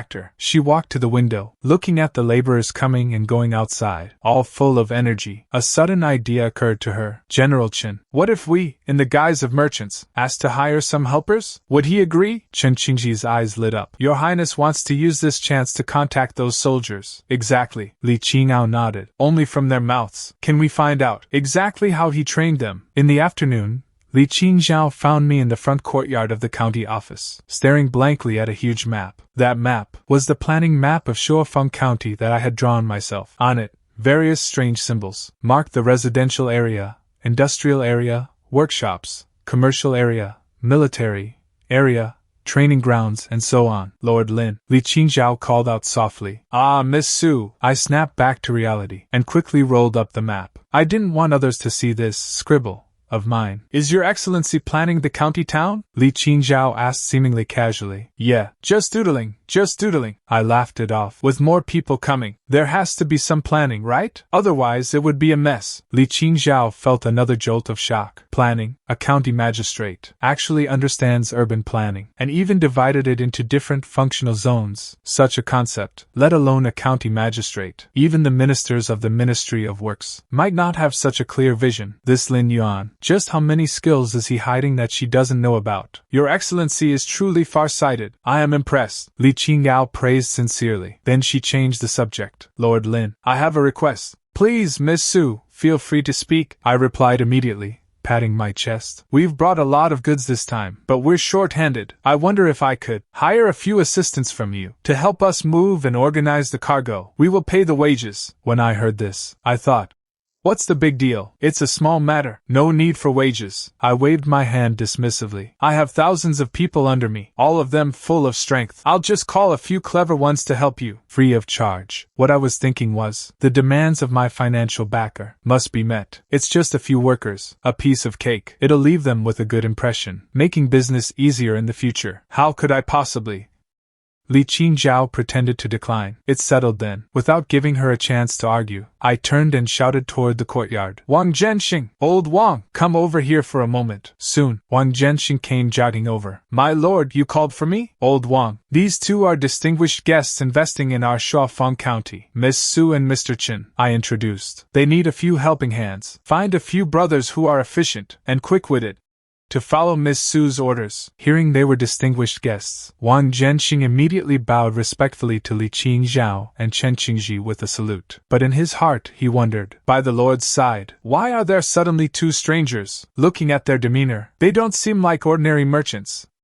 Could it be that they are talents recruited secretly by the Lord? He didn't dare ask further, and quickly replied, Yes, my lord, I'll arrange it right away. Wang Jianxing was very efficient. In a short while, he brought 5 of the most burly men, with the sharpest eyes. My lord, these 5 brothers are among the original members of our Xianjin camp, the strongest fighters, and the most obedient. Having them protect and assist Miss Su will surely be foolproof. Wang Jianxing introduced them with a proud look. Hearing the words Xianjin camp, Li Qingzhao and Chen Qingzhi were both shaken. So, this terrifying army is called the Xianjin camp. Li Qingzhao looked at the 5 burly men before her. Even as they just stood there quietly, they radiated an aura of blood and iron. She could fully imagine that these men on the battlefield would be terrifying entities, and I, actually so easily, assigned them to be her porters. Is he truly that carefree? Or is he using this method to flex his muscles to her? Li Qingzhao felt her mind was becoming overwhelmed again. All right, you few will follow Miss Su from now on. Remember, you must obey Miss Su's words and ensure her safety. Understood? I instructed the 5 burly men. As you command, the 5 men roared in unison, their voices shaking the surroundings, making me shudder in fear. Holy crap. Why shout so loud? You scared the life out of me, I muttered softly. Qingzhao saw all of this. She gave me a graceful bow. Thank you, my lord. But in her heart, she thought, what a clever move for close surveillance. He's sent 5 of his strongest death soldiers, helping in name, but guarding in reality. This Lin Yuan is indeed airtight. Over the next few days, Qingzhao,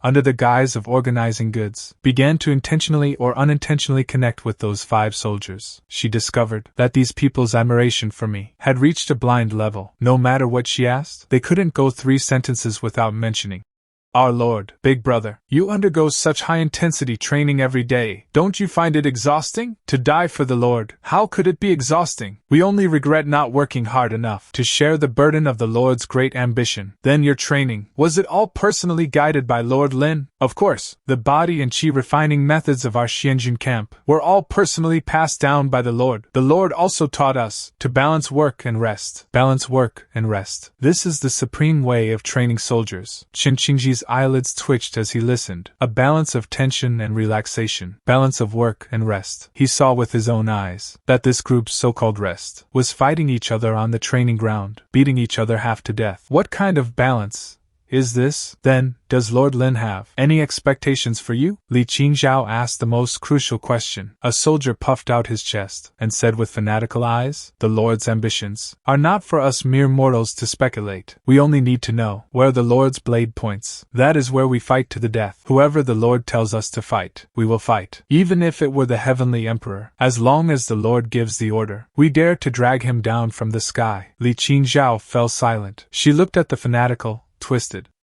expressions on the soldiers' faces. A deep chill welled up in her heart. She finally understood. The most terrifying thing about him is not the immortal food in his hand, nor those 3,000 demon god death soldiers, but rather this ability to make countless people willingly die for him, and even view death as an honor. Godlike way of training soldiers. This kind of method has already exceeded the scope of schemes and military strategy. This is almost the domain of gods. In a flash, a few more days passed. Qingzhao and Qingzhi had temporarily settled down in Shuofang County. During these few days, they witnessed too many things that defied common sense. They saw that the so-called recruit training was having a group of refugees who had just found food dig huge pits they called public toilets, calling it practicing earthwork skills and tunnel warfare. They saw a group of people surrounding a few horses, treating them like ancestors, brushing the horses' coats every day, talking to the horses, even sleeping while hugging the horses at night, saying this was to comprehend the unity of man and horse. Secrets of cavalry. They also saw, every day at noon, everyone acted like they were crazy. After eating burgers and cola, they sat cross-legged on the spot, muttering under their breath, saying they were refining the essence of the burgers. The entire Shuofang County was like a giant military camp full of absurdity and weirdness, and the creator of all this, Lin Yuan, was leisurely every day, either sleeping in the county office, or strolling around the construction site, occasionally pointing at his map that looked like scribbles here and there, saying things like, the sewage system needs improvement, and the commercial street needs fire escape lanes, and such divine oracles that no one could understand. Qingzhao felt she was on the verge of a mental breakdown. On one hand, the man she saw with her own eyes was just a lazy and easygoing, and even somewhat ignorant young man, but on the other hand, from the fanatical worship of the camp soldiers to the efficient yet eerie operation of Shuofang County, every bit revealed the unfathomable depth and methods behind this young man. She felt that the man she saw was only the tip of the iceberg. Beneath that calm surface hid a giant vortex capable of overturning the entire Great Qian. Your Highness, today seems to be the rest day, they mentioned. Qingzhi came to Qingzhao's room with a strange expression. Rest day. Qingzhao remembered that clerk had said, in Shuofang County, they work for 10 days, and rest for 1. Yes, I just went out to take a look. No one is working on the site today, Qingzhi said, but they aren't idling either. What are they doing? They are fighting. Qingzi's expression became even stranger. Over 3,000 people, in the open field outside the city, fighting barehanded, each one acting like they're crazy, as if they don't feel pain. The scene was terrifying. Qingzhao felt a stir in her heart. A day off, not resting, but instead, everyone is fighting. Is this another one of my new training methods? Let's go. Let's go take a look. The two walked out of the county office and came up onto the city wall. Looking out beyond the city, they saw a huge open space outside the city, packed with a sea of people. They were in small groups, fighting in pairs, blows landing hard, roars shaking the heavens. Everyone was beaten black and blue. Some were even bleeding from the head, but their faces wore expressions of excitement and exhilaration. This is hardly training. This is clearly a large-scale brawl. Just as Qingzhao and Qingzhi were shocked by the violent scene before them, a dominating aroma suddenly wafted from the direction of the county office, instantly sweeping through the entire town. It was a complex scent of numbing, spicy, fresh, and fragrant notes. Just smelling it made one's mouth water uncontrollably and heart race. Both Qingzhao and Qingzhi couldn't help but sniff. This scent is even more dominating than burgers, and more tempting. Then they witnessed an even more unbelievable scene. The group of berserkers fighting wildly outside the city. The moment they smelled the aroma, they all actually stopped their movements. Like a pack of beasts with a pause button pressed, they turned their heads in unison, looking toward the county office with burning gazes, gulping audibly in their throats. The violent fighting spirit on their faces was instantly replaced by an extreme craving for food. It's Ma Jiao Chicken, the Lord's celestial food. Ma Jiao Chicken, heavens! Finally,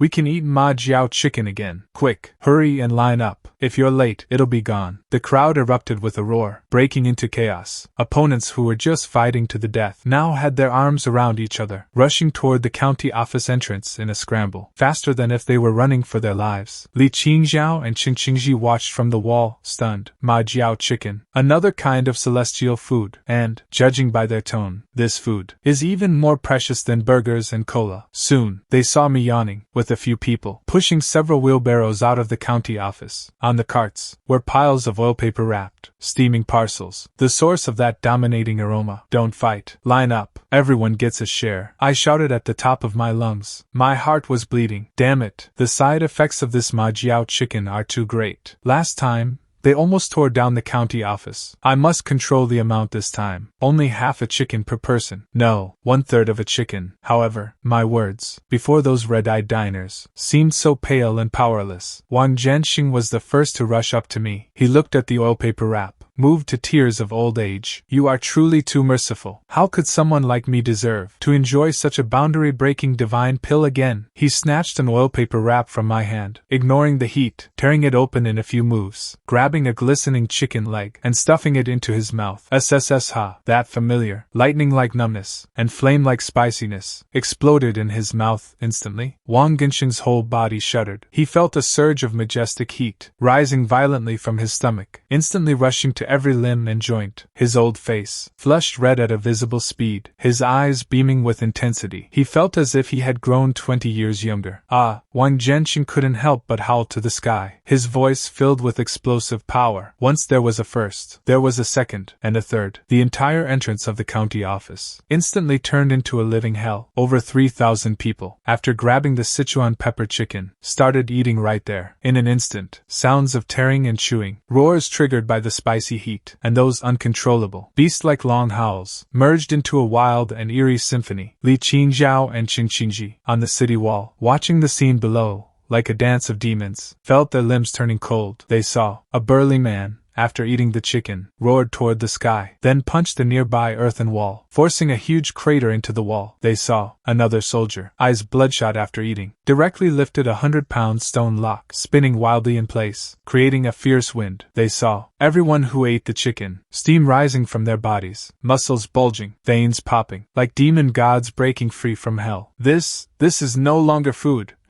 Qingzhi's voice was trembling. This is a forbidden drug, a demonic potion. He had never seen any kind of drug that could make a person's strength surge to such a terrifying level in an instant. This completely exceeded his understanding of martial arts. Qingzhao didn't speak. She just stared intently at the one surrounded by the crowd. The culprit, me, With a face of helplessness and terror, she saw me desperately guarding the carts of chicken in front of me, shouting at the crowd that had fallen into madness. "Eat slower! Stop fighting! Leave some for me! I want to eat too!" My voice was soon drowned out by the heaven-shaking roars. Li Qingzhao's heart sank to the bottom. She finally understood why the secret agents of the Hidden Guards described these people as demon god death soldiers, because they truly were a group brought forth by a demonic potion, without pain, devils with infinite strength. And I, who could produce such a potion at will. I am not a living bodhisattva, nor am I a great demon king. I am a god who can create